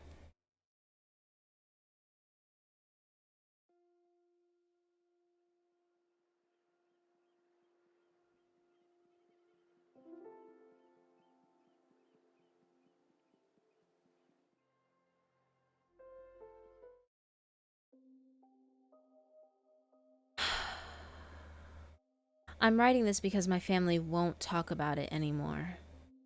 I'm the only one who can't seem to forget. I was raised on the outskirts of Preston, a small town in southern Idaho with a population of around 5,000. My more immediate community was an isolated, dead-end dirt road called Bear Creek. Less than 20 families lived on the Bear Creek. I didn't mind being so isolated, I guess. I grew up in the comfort of wide fields and close neighbors that only rural people know. We were a Mormon community, very church-centered, very community-centered. All the young girls, myself included, were part of the young women's group, and all of the boys were members of the local Boy Scout troop, which doubled as a church group in our area.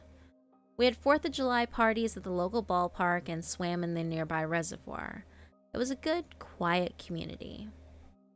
My house, a 92-year-old farmhouse built by my great-great-grandfather, was situated on a small hill surrounded by a wide grass field on one side and a snaking dirt road on the other.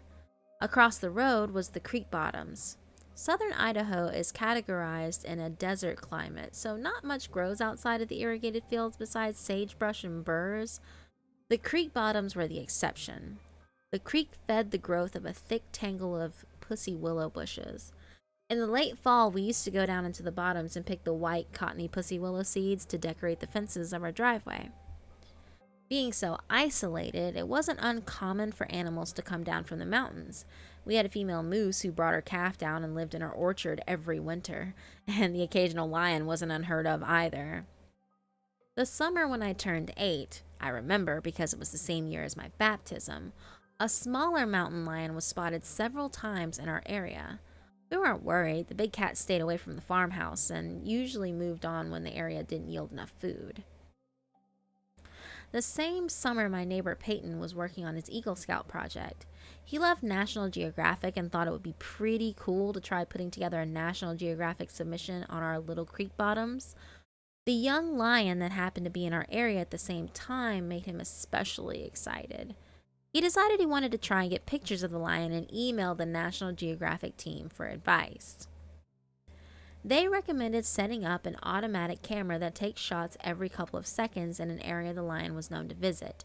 They also recommended setting some kind of bait so the lion was more likely to come by. No one in the creek liked the idea of live bait or carrion, so we came up with a different kind of bait. We decided to set up an audio recording of a dying rabbit and play it on a loop through a set of speakers hidden in the willows. I remember when everyone was down in the bottoms testing the speakers and I heard the noise for the first time. The sound of a dying rabbit is horrible. It's been described as being almost identical to the sound of a screaming child. If you've never heard it yourself, there's plenty of recordings available online. It's worth a listen. The camera was set up, the speakers were set up, everything was perfect. Peyton explained that he would allow the camera and recording to play uninterrupted for a week, and then he would go check on it. This would give time for our scent to fade from the bottoms and encourage the lion to come closer. At first, I was worried about the noise. It was a truly horrible noise, and our house was the closest to the setup point in the bottoms. My father assured me that the noise wouldn't reach as far as our house, and I was relieved when we arrived home that night and he was correct. The bottoms were far enough away that I couldn't hear anything. I remember Peyton the next day at church. He was fidgety and excited to check on the equipment, but he had to wait a week, which everybody kept reminding him. He couldn't risk going down too early and scaring the lion away for good.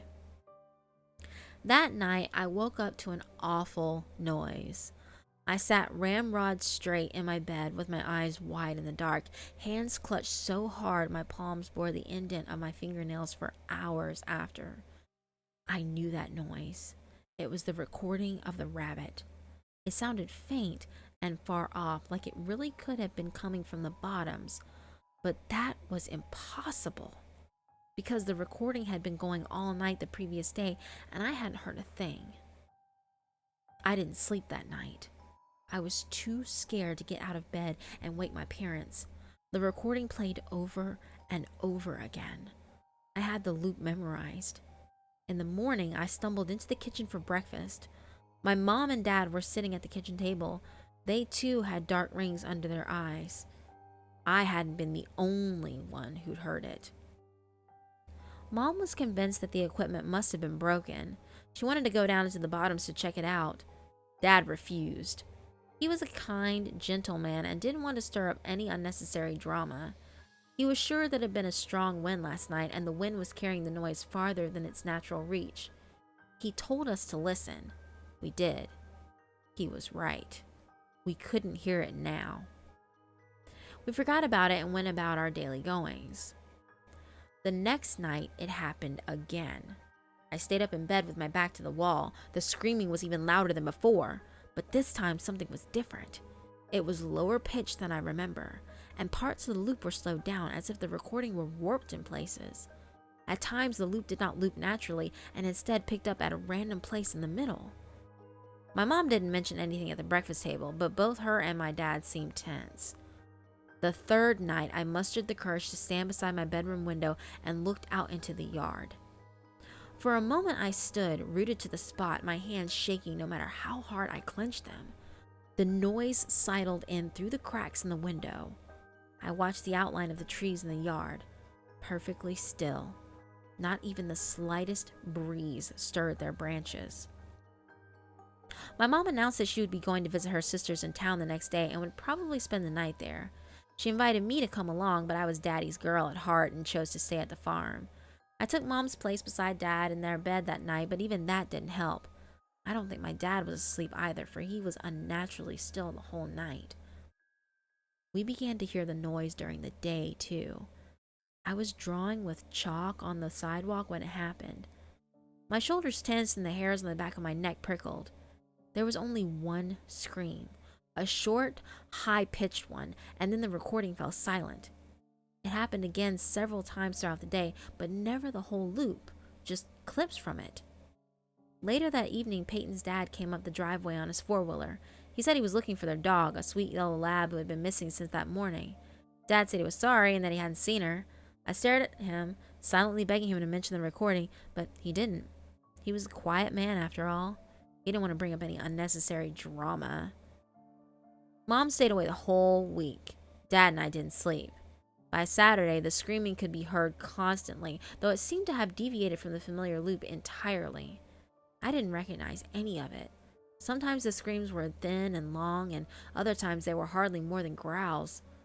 Once, while my dad had been heating up meatloaf for lunch, the noise rose into such a rancorous din that he dropped the plate and it shattered. I pressed my hands over my ears where I sat at the table and squeezed my eyes shut, but it didn't help. The noise forced its way in through the cracks of my fingers and pinched my throat and rattled in my rib cage. The din lasted for a whole minute, then fell silent. Dad was shaking. That was the last we heard of the noise that day. Peyton came by Saturday evening to ask permission to cross our road to collect the equipment. He was so excited. I watched him disappear into the creek bottoms with a sense of tired relief. After the equipment was gone, it would all stop. I couldn't wait to get a full night's sleep. Not a minute later, I spotted Peyton coming back up from the creek. I was confused. It had taken us much longer to set up the camera and the speakers, so I'd only assumed it would take just as long to collect them. My breath stilled when Peyton came closer. He didn't look right. His eyes were wide and his face pale. Something wet dribbled from his chin and onto his shirt. I later realized it was vomit. My dad caught him before he fell and demanded to know what had happened. Peyton couldn't speak. He just cried. We called his dad. I looked after Peyton as both my dad and his dad went into the bottoms. They were gone a long time. When they returned, their faces were grim, and they smelled funny. I noticed red on my dad's hands. I asked what was wrong, but they brushed right by me and immediately called the police. Nobody would tell me what had happened. I sat on the couch as a blur of neighbors and police officers swirled around me. At one point, an officer placed something on the kitchen table and left. I looked into the kitchen curiously. It was the camera from the bottoms. God, I wish I hadn't looked.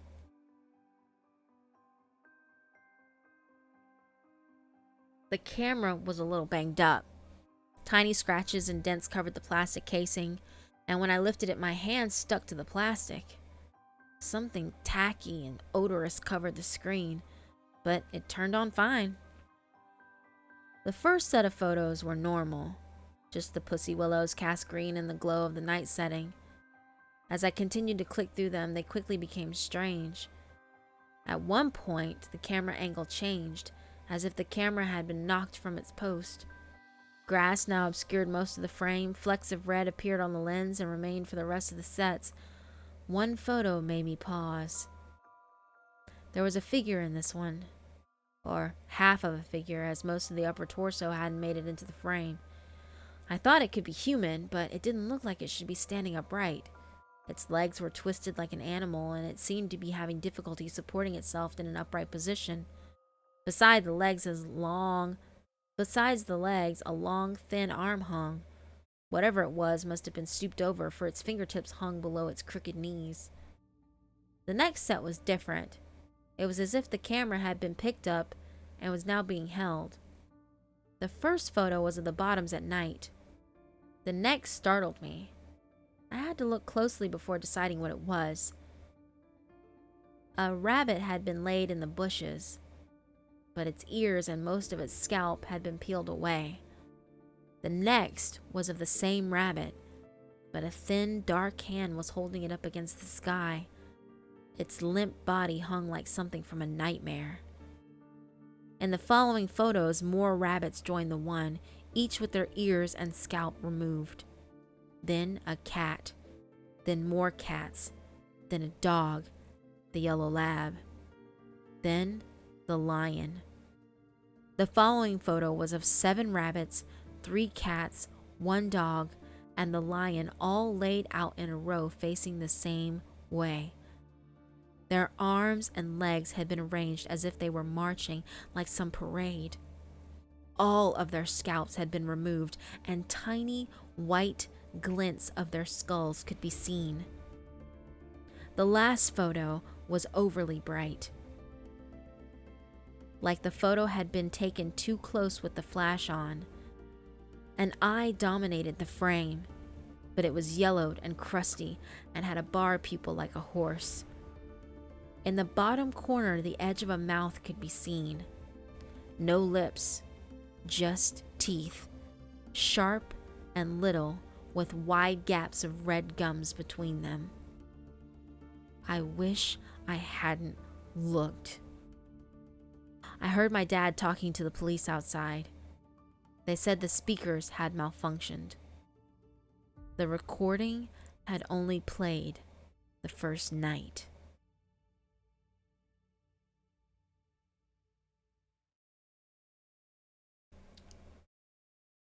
Woo!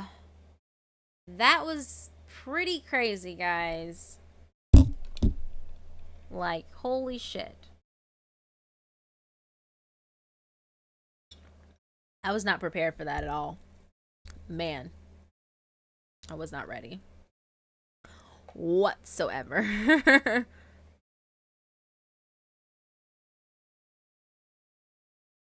That was a good story. I'm gonna have to like reread that for my channel straight up. That was good.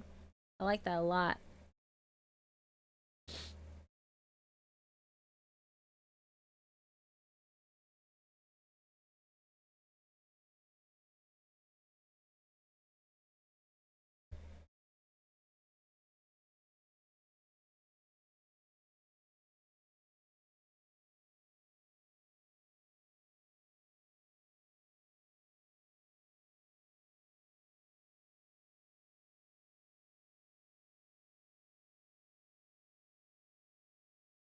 Hey, Damien.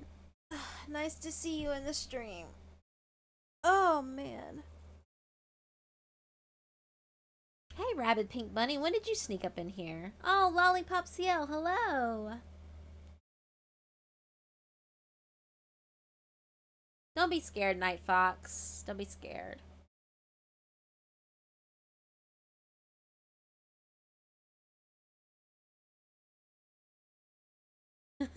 Yeah, I agree. Blissful Martini.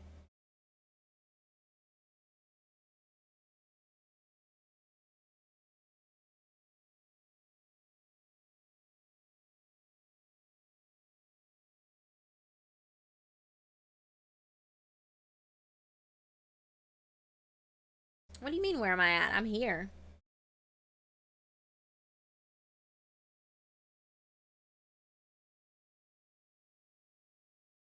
Hi, Mr. Renegade Shinobi. Um. Alright, Mary. Thank you for coming.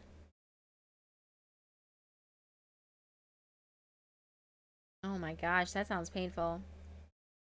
Jackie couldn't fall asleep.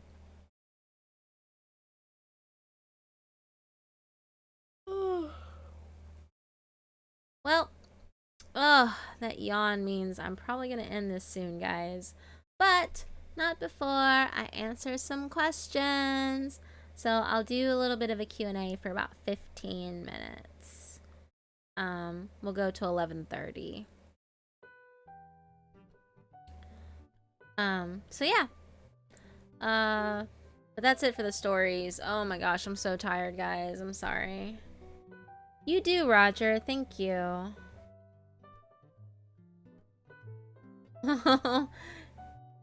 That's so sweet.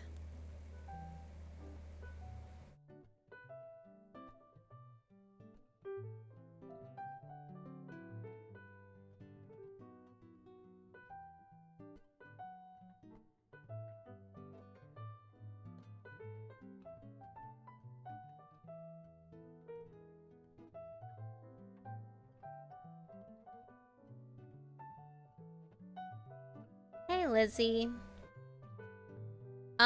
So yeah, those are some heavy questions, Trent. I don't know. No, it did never give me a headache, Gustavo. Yeah, but those are, oh, excuse me. Those are all heavy questions, Trent. I did like it, Roger. Thank you.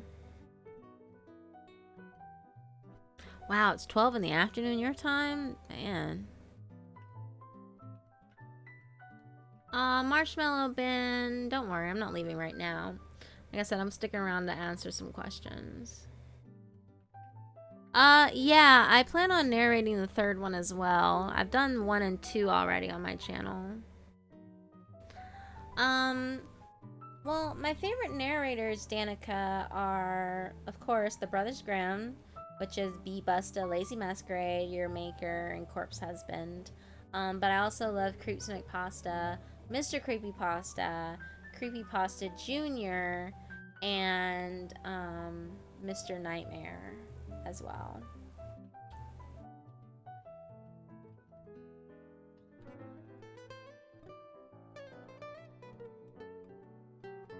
Oh, Blissful. Don't do that.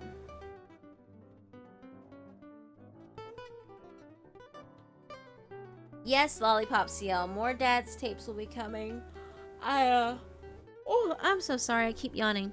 I plan on releasing part 8 sometime Monday. But there's 12, well, actually, I say there's 12.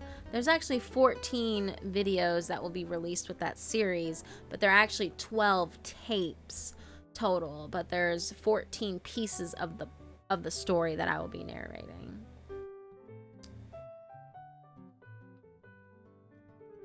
Are there any small narrators that I've heard that I want to work with? Well, I got to work with all the girl narrators like Black Eyed Blonde, Sooth Siren. I would love to do a story with Creeperoni one day. No, has anyone seen my wallet? I think I left it in the chat somewhere. Aw, Rottweiler.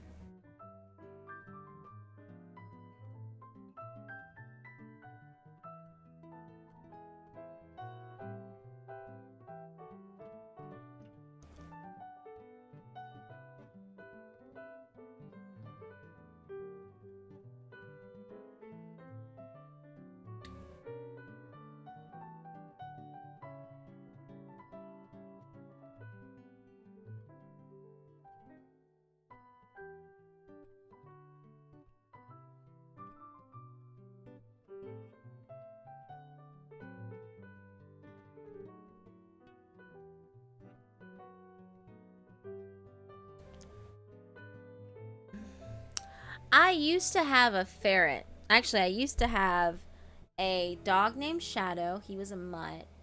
And I used to have a cat named Alexander. He was a tomcat. He was a beautiful white and golden color. Or actually, not really golden, more like a mouse brown or a sandalwood color with a pink nose. He was so adorable, and I named him Alexander the Great. And I had a ferret named Rui, and he passed away. I want to say I was 9 years old when I played the first gen of Pokemon, because I didn't have a Game Boy, way back in the day. I ended up borrowing my cousin's Game Boy to play it.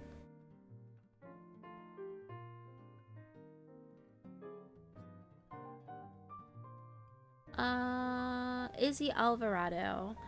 I love your mega collab with the Japan stories. I was wondering if you were doing something like that again. Possibly, yeah.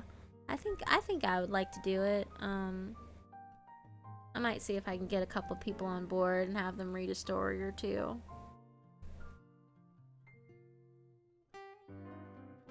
Lights Out was pretty good. My favorite horror movie is actually A Tale of Two Sisters, though.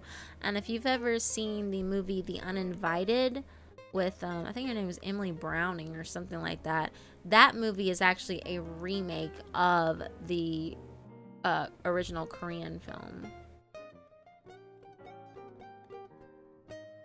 Alright, Santi, get some sleep.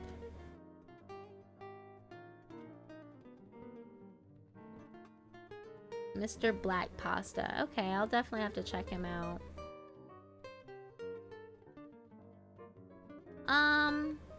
I don't know. I wrote one piece, Trent, on my channel. Do you have any plans to write and narrate an original piece? I wrote a story on my channel a while back called Back Against the Wall, and it was kind of a supernatural horror story. But everyone seemed to like it, so I mean, who knows? Maybe I'll write another one. Yes, Blissful Martini, I can. I can play the clarinet, I can play the alto saxophone, the baritone saxophone, the tenor saxophone, the bass clarinet, and I can play, what else can I play? Gosh, I'm blanking out. I can play the recorder, too. I have not seen Konjin House. I do like Dr. Creepin. Oh my god, how could I forget about him? He's awesome. I haven't done anything with him yet, though. I need to. I need to remedy this. Let's see. My favorite Nightcore song. There's so many. I've not heard of The King in Yellow. I watch Game of Thrones, Sully. Yes, I do. What hobbies do I have? Liesta Bucher. Well, I love playing video games. I love to read. I love to write. I love to draw. And I love to dance. What's the weirdest fetish you've ever heard from a guy? I don't know. I'm pretty tame. I guess the weirdest fetish I've ever heard was that, like, one of my friends, good night, Christopher, go to sleep, get some rest. I guess the weirdest fetish I've ever heard was this guy was like, one of my friends, by the way, was like dating this guy. And I found out this story from one of my friends who's friends with this guy. And apparently, like, a turn on for him is like while they're having sex, he wants the girl to like stab him with like a fork or some shit, or like to cut him and like make him bleed. And I'm like, what the fuck, man? Like, what does that even mean? I used to watch Supernatural, Danica. Hey D96. I guess maybe I'll do a story with Creep Street. A lot of these people that you guys are naming, I've never heard of, and it's not because like I don't think that they're not worth listening to. It's just because I'm so busy that I barely have time to keep up with my own stuff, let alone going out and searching for other people. You know. I love brownies, especially the like chewy fudge ones.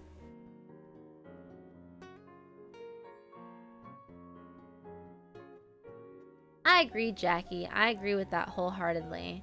It's not a competition, in my opinion. I don't see why people in the horror community, like some people, not all people in the horror community, mind you, like some of them are really nice people and they've helped me a lot. But there are some people in the horror community that are just nasty individuals, and they're all about getting what they want and when they want it, and be damned about anyone else getting what they want. And it's just awful. Like, I try to help people when I can.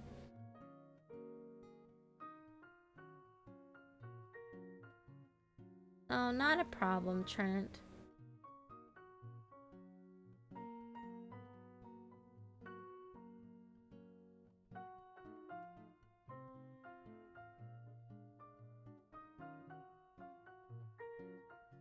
I guess your voice counts as an instrument. So yeah, I guess I sing too.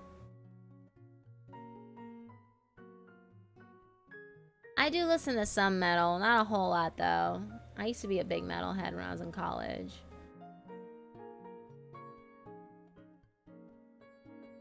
Yeah, Flying Snow. He is pretty awesome. Hey Eden, have you seen the anime Black Butler? And if so, do you like it? And who is your favorite character? I have seen Black Butler, and of course my favorite character is Sebastian. Hey Adriel, oh my gosh, it's so good to see you. Hey Eden, how long have you been going? Hope I didn't miss too much. I've been going for about 2 hours. You haven't missed, well, you've missed the stories, but I'm gonna leave this up so you can listen to it later, when I process it and all that stuff. So you won't have really missed anything except for the live factor. Welcome back, Moo Maniac. My zodiac sign. Which zodiac are we talking about? Are we talking about the Chinese zodiac? Are we talking about like the, you know, the Roman Greek zodiac? Like which one are you talking about? But to answer your question, I am a Sagittarius and I am a tiger, which, get this fun fact, according to the Chinese zodiac, not only am I a tiger, but I am a fire tiger, a tiger that is born every 60 years according to the Chinese calendar. So I'm a rare species of zodiac. Boot boot. My favorite car is I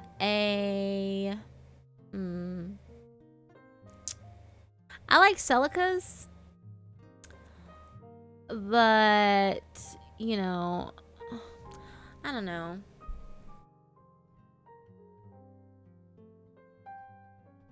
I really like Audis too, honestly. Guilty pleasure TV shows. Well, I used to watch Breaking Bad a lot. Prison Break and 24. Those are all really stressful shows. I don't know why they're considered guilty pleasure shows. The West Wing. I've been watching that lately. I really like it. Hey, Reaper. Yeah, I have weird friends, I know. Are you gonna go see Wonder Woman? I have no idea. I love the band Led Zeppelin.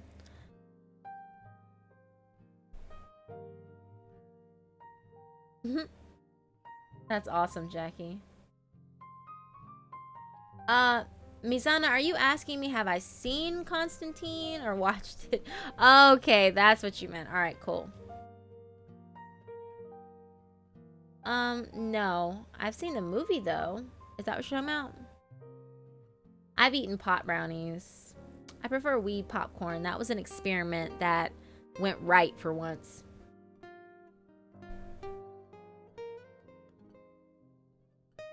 Aw, thanks, Danica.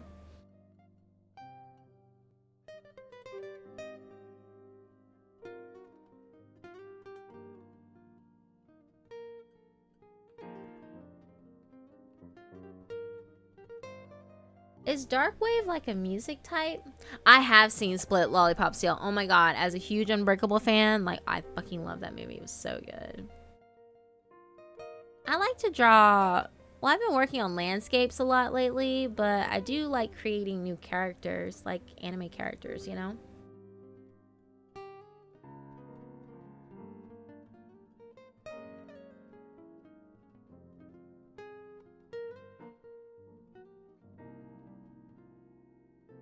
I'm not a big fan of Sword Art Online, Silver Studio, to be honest.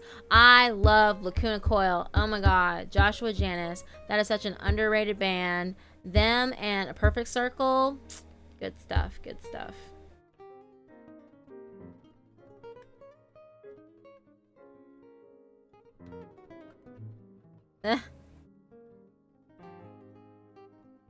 I don't have any tattoos, Liesta. I don't. I do want one though. I've designed my own tattoo design. I do like Harry Potter.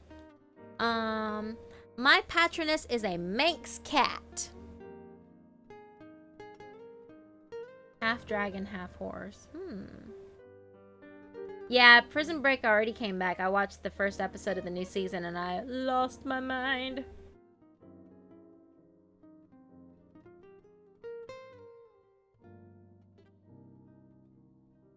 I have no idea what that means.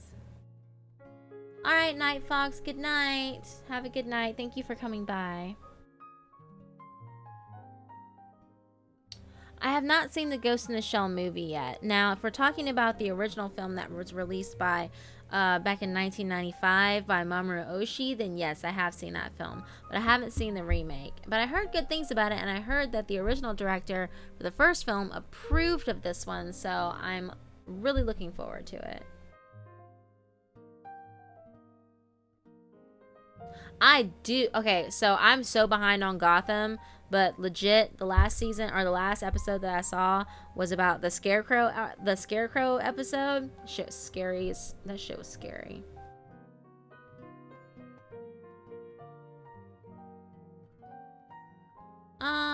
I drew some weird little monsters. I'm not very good at them. I used to draw animals a lot. Um, but I've started working on horror type designs. I don't know. Like I feel like that's something I have to study. I have to really study up on like horror art to really like get into it. All right, Kaylin, get some sleep. Get some sleep. Get some sleep. Oh, I bet your dog looks really cute, Roger. I have watched Inuyasha.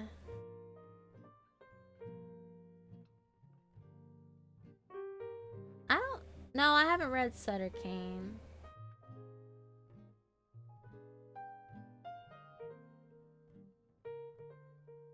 Yeah, it did fall apart. I was really sad.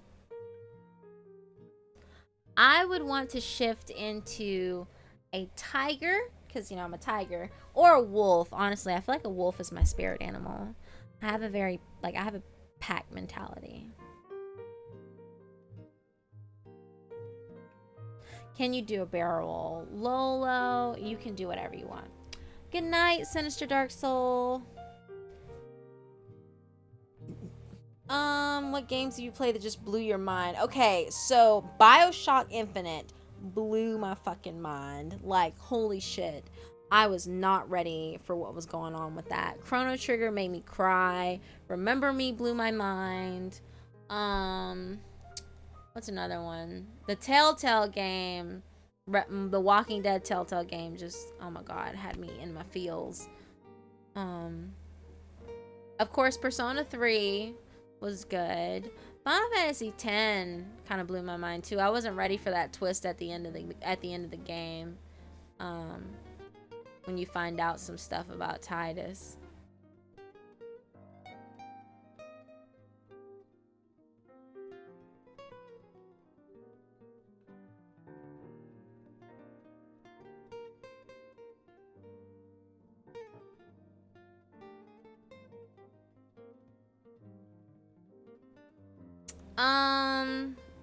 I don't like either of them, Roger, really. I played, okay, the last Gears of War game I played was Gears of War 3. I was at my friend's house because he has an Xbox. And I was like, this is amazing, oh my god. It was really good. Hey, hologram Allison. No, I don't homestuck Austin. Hey, Devin, you're late to the party.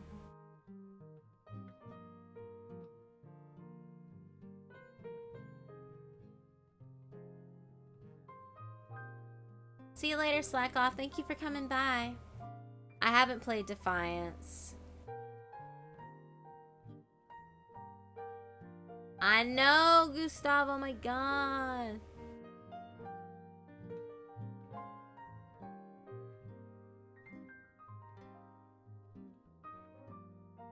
Huh, okay.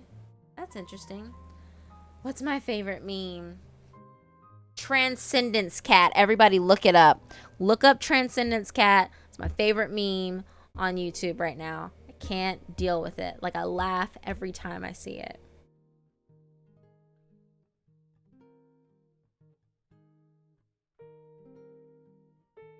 If I DM'd you on Twitter, would you consider doing a particular narration with me?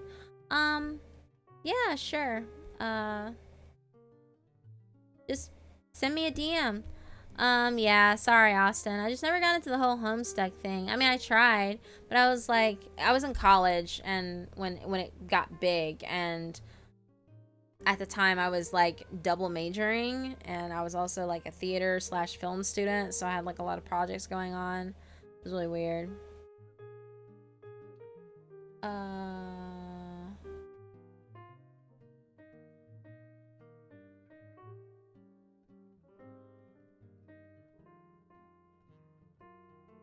Wolfie. Eden, can you say hi to Wiki Komoto? Hey, Wiki Komoto! He's always, like, trolling me in my comments. He's really mean to me. Not really. He's just silly. I have played Skyrim.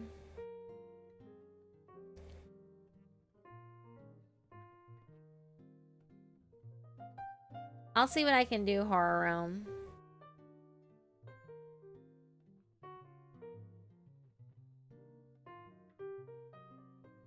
Bye, Cody. Thanks for coming by. I don't know how I feel about Club Penguin. I didn't really get into it. I'm sad that they were shutting it down. I know, right? Hollow Stomach? Shiz, so funny. Adulation.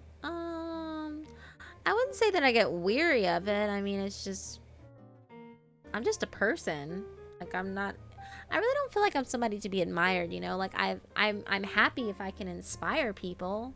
Like, that's great. Like, if I can inspire people, that's awesome. That makes me really happy. But, you know, I don't know. Like, I wouldn't say that I get weary of it. I just, it's nice to know that my fans appreciate me, if that means anything. Because I do. Like, believe it or not, you guys seriously pick me up and make me feel better. And, I love it.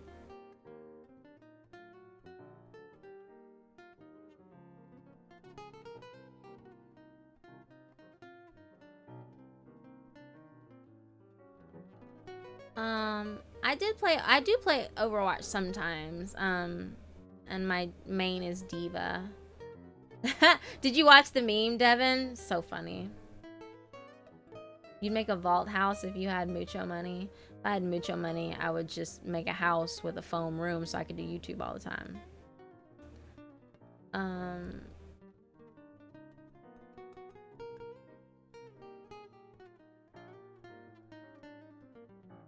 My dog is fat and she's me. I have played The Binding of Isaac. What is my favorite interwar period tank or nation of development?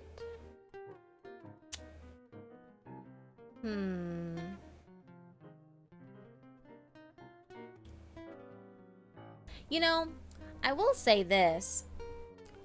I really enjoyed reading about, like, the history of Ireland and, like, how they grew and, like, all the struggles that they had to go through with, like, Christianity coming, or Catholicism coming into their country, and then, of course, the famed potato famine and all that, but that they were still able to, like, maintain a lot of their old roots and, like, maintained a lot of their old history in their country. So, yeah, I really like that.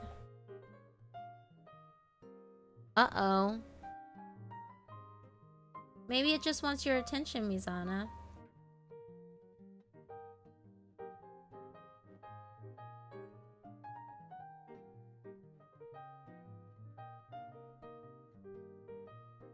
You want to rename him Dog Meat?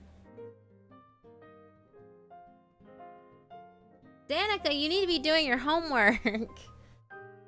Thank you, guys. What's up, Lizzie? It's okay for right now. It's supposed to rain pretty heavy tomorrow, though, which sucks so bad. I have to go into work early because of the storms. I played Condemned Criminal Origins, and I really hate mannequins now because of that game.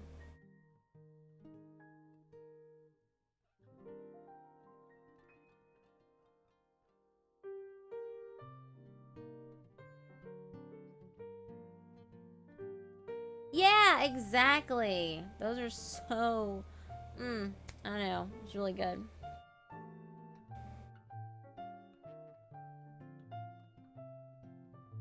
My computer is covered in Red Bull. Oh no, why? What happened? No, I don't like dolls. I don't really rage quit. Like, if you ever watch me play Remember Me, there was a point where I was raging really hardcore, but I didn't quit. I didn't give up.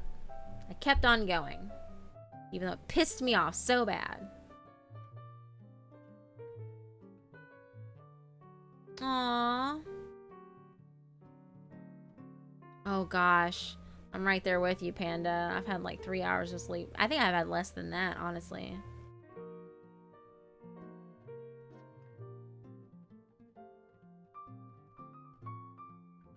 Oh, I love you guys too. Yeah, see? Oh my god, so mad.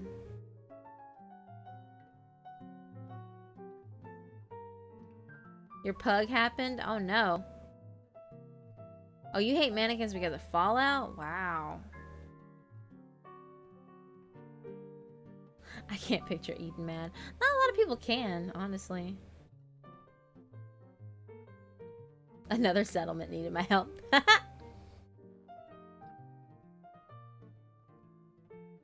Isn't it nice, Trent? It's the Studio Ghibli Jazz Cafe music.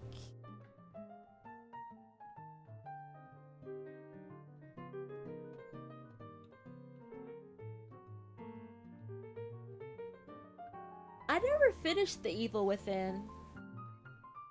Good night, Harvey Ramos. Thank you for coming by. Oh my god. Okay, so... Yes, Wiki Komoto. I have seen the classic era mecha anime. All the ones that you've listed. And I cannot believe that someone actually mentioned Tetsujin 28. Because, oh my god, I grew up watching that shit. Getter Robo, definitely. And how dare you forget about Voltron? Like, get on my level. Have you ever seen the ones with those creepy laughing faces? I don't know. The mannequins? Ugh. Just, ugh. Ugh. Hate mannequins. Hate them, hate them, hate them. Alright, good night, Wolfie. Thank you so much for stopping by.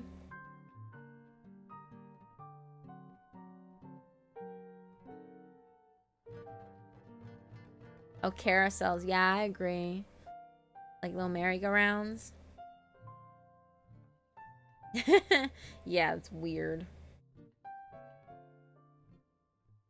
I am scared of... Okay, so when we say animals, are we talking about mammals or are we talking about, like, bugs, too? Because I'm scared of those motherfucking spiders that live over in Australia that can eat they can eat people. I mean, not eat people, but they can eat a fucking snake. Like, oh, hell no. I'm not about that life. Black Mirrors is good. Like, narrate some yandere stories? Because I read, like, School Days, and there's got some yandere elements in there.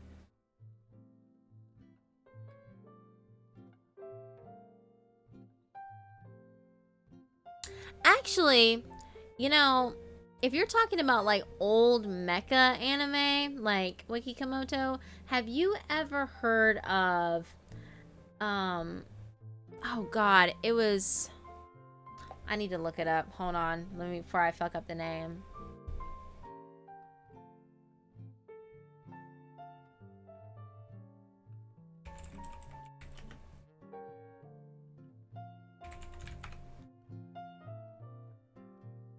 Okay, so there was this anime called Starzinger. Have you ever heard of it, Wiki Komoto? It basically was like an interstellarized version of The Journey to the West.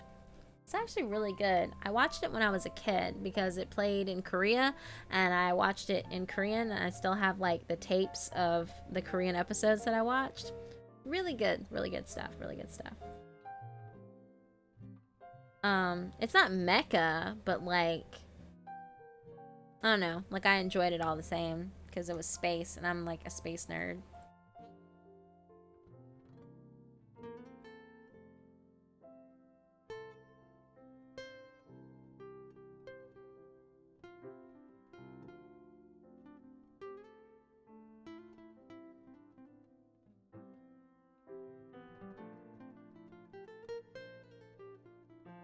Izzy Alvarado. Thank you so much for coming by. Get some sleep.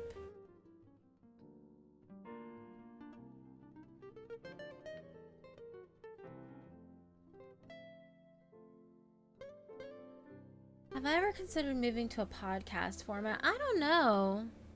Maybe. But I don't even know, like, what I would talk about. Like, I'd have to have a topic every time, right? And I guess in podcast format, like I don't even know how I'd set that up. I don't know. I'll get back to you on that, Trent. Yes, I've seen Space Battleship Yamato. Oh, you're speaking to my old school heart. I love it. Good night, Wolfie. Thank you so much for coming by. I really appreciate it. I cannot wait to see you in the next live stream. Hey, Daryl. How are you doing? You guys totally kick ass, by the way. Like, I don't think I tell you enough, but you guys fucking rock.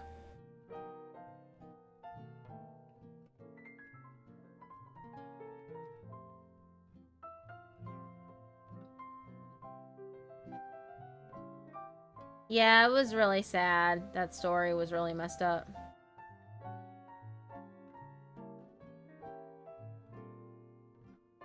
Space Battleship Yamato was really good. I'm also kind of a big Macross fan. I'm not a big fan of the newer Macross stuff, but I'm a huge fan of like Macross Plus and like the old Macross like Robotech series.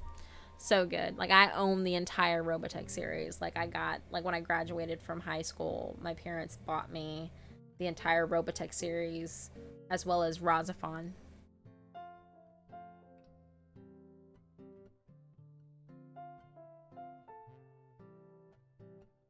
Talk about puppies. What about puppies? Those spiders are evil, Jackie. Like, they're evil. Evil, evil, evil, evil, evil, evil, evil. Like, I'm not about that life. I refuse. I refuse to deal with it. Like, if you ask me to, like, step on rocks barefooted or, like, or handle a snake-eating spider, like, fuck that. I will step on rocks bare feet all day.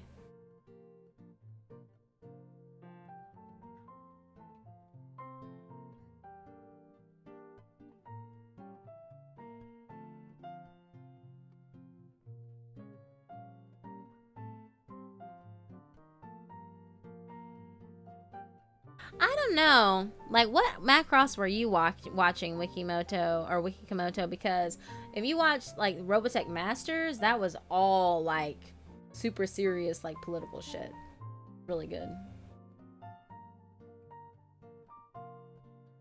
I vape. I used to smoke. But I'm trying to quit smoking altogether. And I'm trying to quit vaping, too, honestly. I've gone 9 weeks without smoking. It's so good. So good.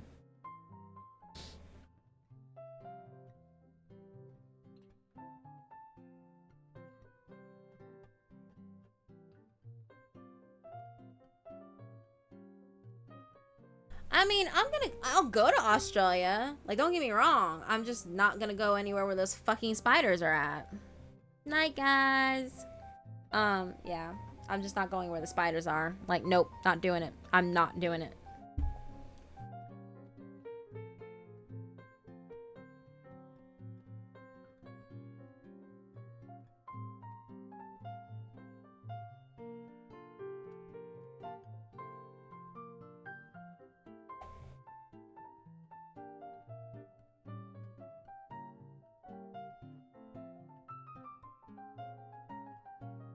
Yeah, I wasn't a fan of the singing in the first series. That's why I say you need to watch Robotech Masters, and it's so much better.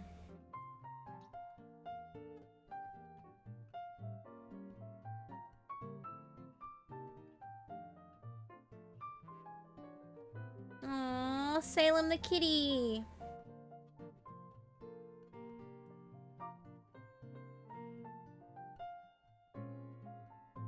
See, I would have named the cat Binks from Thackeray Binks from Hocus Pocus. Totally would have done it.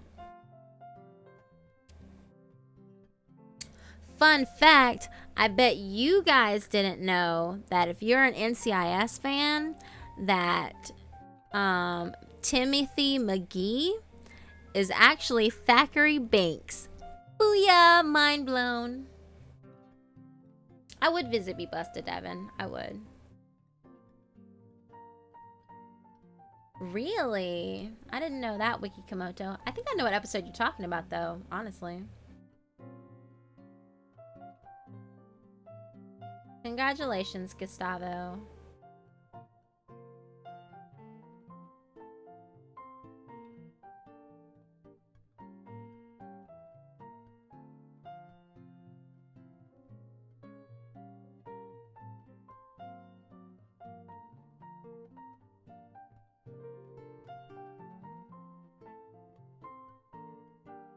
Yep. Yep. Blew all your minds, didn't I? Mm-hmm.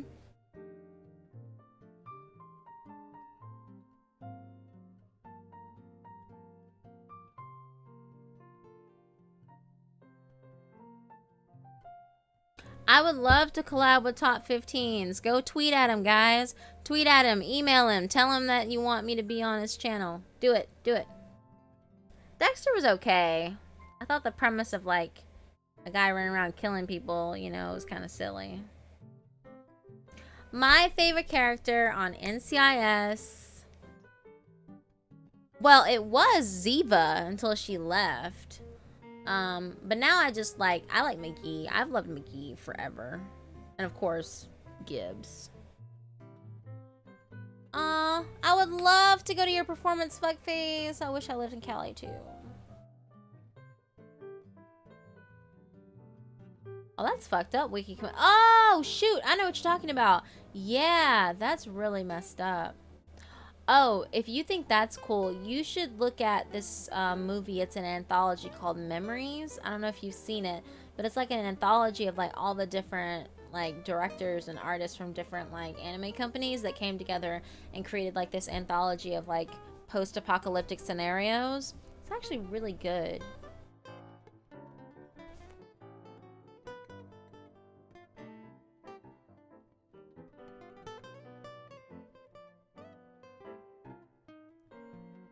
No, Ziva didn't die. There was speculation that she might have died, but there's no evidence that she actually did.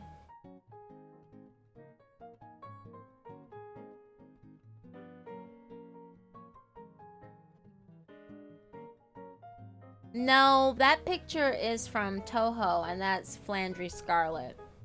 Element, that was to you. Yeah, right? Isn't it great, Wikikomoto? Like, it's really, that's a really good little anthology of short films. So every single one of them was so great and so beautifully done. Like, I loved every single story in that anthology. There's so many conventions. Hey! Aw. Dakana Garrettson. Hey, I'm glad I'm sorry you're on pain medication and not feeling very well, but I'm glad you stumbled into the stream when you did. Right? Oh my god, like that was okay, so Stink Bomb is probably one of my favorites in that anthology because it's so fucking ironic. Like it's literally irony. And the person behind that was actually part of Studio Bones, who was also responsible for Cowboy Bebop and Wolf Train. Studio Bones is one of my favorite studios. Hey, Fossil Library, welcome back. Aw, see you later, Swagger Bomb. Bye, Jacob White. Get some rest, okay, guys? I hate banks, but I feel like they're a necessary evil because I'm too lazy to keep up with my own money. You're all good, Silver Studio. It's fine. Welcome back, Hopeful Generation. Yeah, well, we read some stories, and now we're just chit-chatting and shooting the shit, you know what I mean? And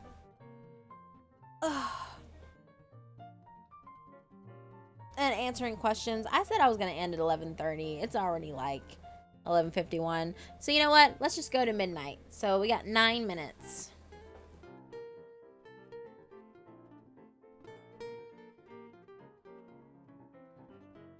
Mm-hmm. Yeah, I knew that. I knew that. God, fucking... Okay, I'm not gonna lie. Akira is a cult classic, and I tell people, like, even if you aren't a fan of like Akira, it's one of those necessary animes that you have to watch because it is a cult classic. It's like right up there with Ghost in the Shell, Ninja Scroll, and there's another one that's like up there, that you're just kind of like, okay, if you've seen this, you need to see these movies. So it's like, it's up there with Akira. Akira's up there with Ninja Scroll and with Ghost in the Shell and Dr. Jin and Perfect Blue, like all those films, you know what I mean? And honestly though, the reason why Akira wasn't as good as it could have been is because they tried to shrink 5 fucking books that are like 300 something pages each and then squeezed them into like an hour and a half long movie. Like, it was just impossible. You've never heard of Ninja Scroll? Oh my god, so good. You need to watch it. Vampire Hunter D. That's the other one I was thinking about. There you go. Look at you, Cassandra. You're on my level. Death Note, I'd give it about a 9. I'd give it about an 8 or 9, because it was the first time I saw an anime or read a manga where the protagonist turns into the antagonist by the end of the show. What snacks would I want to return? I don't want to return snacks.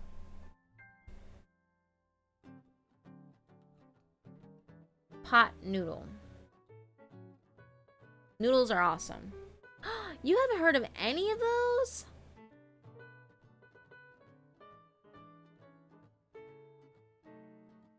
Okay, Wiki Komoto, you've got some homework to do. You need to watch the original Ghost in the Shell film that came out in 1995 by Mamoru Oshii. It was directed by Mamoru Oshii. You need to watch Ninja Scroll, which also came out in the late 90s. You need to watch Vampire Hunter D. That came out in the late 70s. This is homework for you. You gotta do it. These are all cult classics.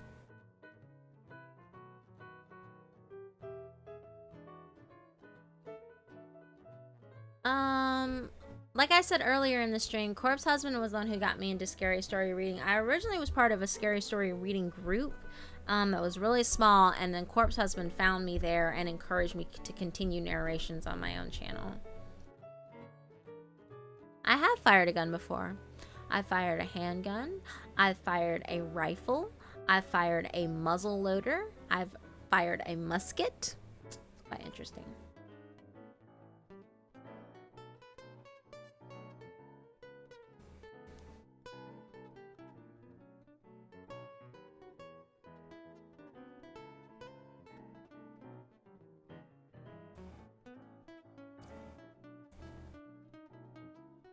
Trigun's really good.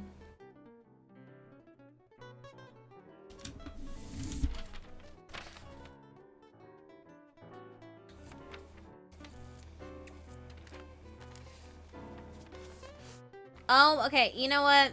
Wiki Komoto, one day you and I just need to have a conversation about old school anime, because you're literally listing like all the stuff that I grew up with.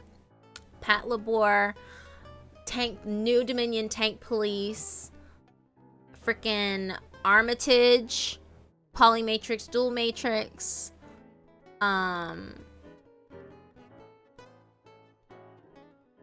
let's see, Appleseed, freaking, like, and I'm talking about the old Appleseed, not the remake. Not to say that the remake was bad, but I'm talking about the old one. And then Black Magic. Like, I have all of like the Mamoru Oshii collection, like, of films, okay? Like, Mamoru Oshii is one of my favorite. Like, there is a film that he did, I think it was called The Egg, which was really good. It was very gothic horror like esque, mysterious. Sailor Moon's so cute. I love it.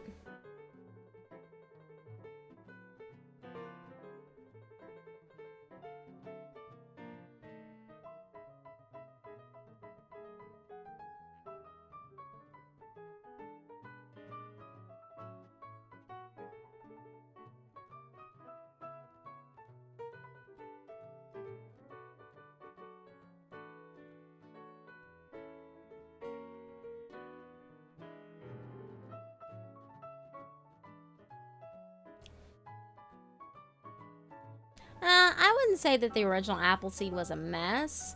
I would just like to say that it was a very ambitious project that they took on, and they didn't really know where they wanted to go with it, and so they just kind of let it run amok.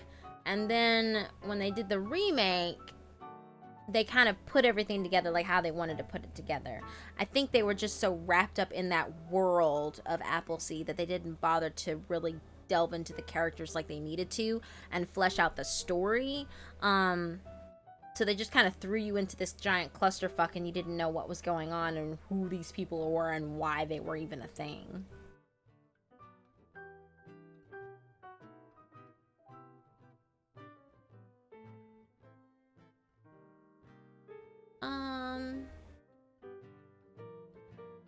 I would recommend Dr. Creepin' Van Pasta. He's a good one.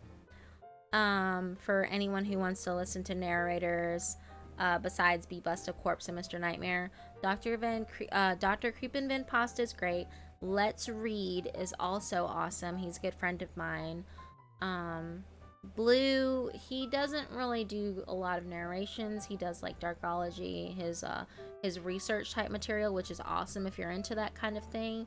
Creeperoni is great. Black Eyed Blonde is good as well. Lady White Rabbit is good. Southern Cannibal is also very good. And Blue Spooky is good as well. So those are just some people that I recommend that you guys should check out.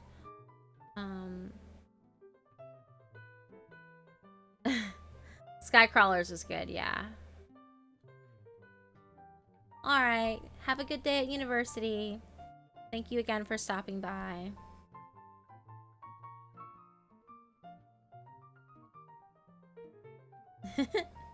Aw, it's okay, Dakana. What matters is that you get to have the experience, and in a way, you're lucky than most people because you get to experience it for the first time, a second time. You should take solace in that.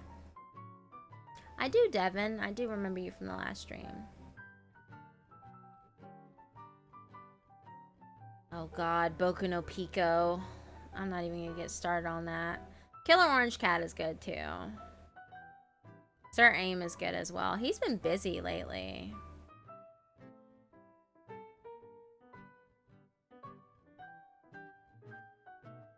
See you later, Bobby. Son of a shit. That poo emoji is so freaking funny. I don't know why. Yeah, I was happy to be able to donate some money to Creeps. He's a friend of mine as well.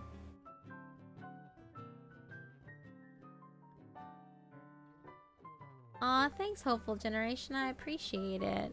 Thanks for spreading the word. And guys, if you ever want to help me out, just spread the word. I love Tenchi. Yes. Spread the word. Share my videos. Like my videos. Tell your friends about me. That is the best thing that you can do to help my channel grow. And before you know it, we're going to hit 100K in subscribers.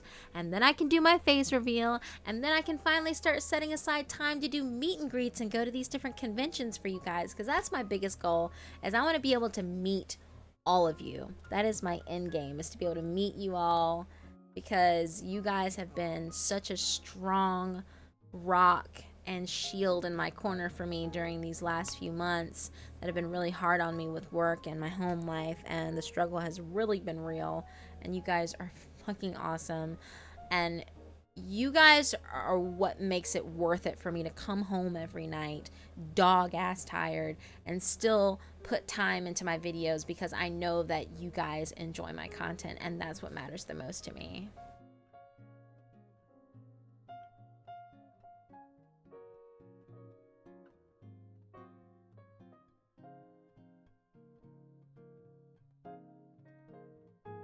Yeah, I will say this though, Wiki Komoto, that I thought it was very ironic in Gundam Wing that Milliardo pulled a Char from Char's counterattack in the original Gundam series. I thought it was really funny.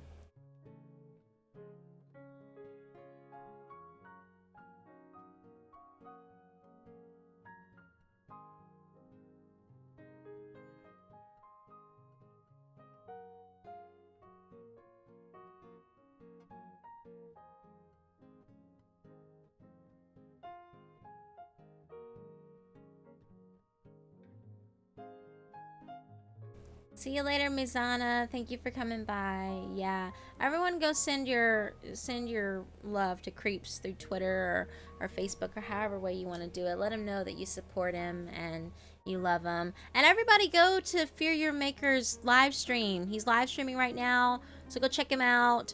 I'm officially plugging him right now, so go do that. And I am going to get me another glass of water and chill out and just play video games until I pass out, because I have to go to work tomorrow and it sucks, and I wish I could stay up all night with you guys. I really do. Hey Josh, what's going on, man? But yeah, so again, thank you guys so much. Like I said, the dream is to finally be able to meet you guys in person and to be able to say, hey, it's so good to see you. And when you introduce yourself to me as who you are in the chat, I will be so happy. Like, you guys won't even believe it.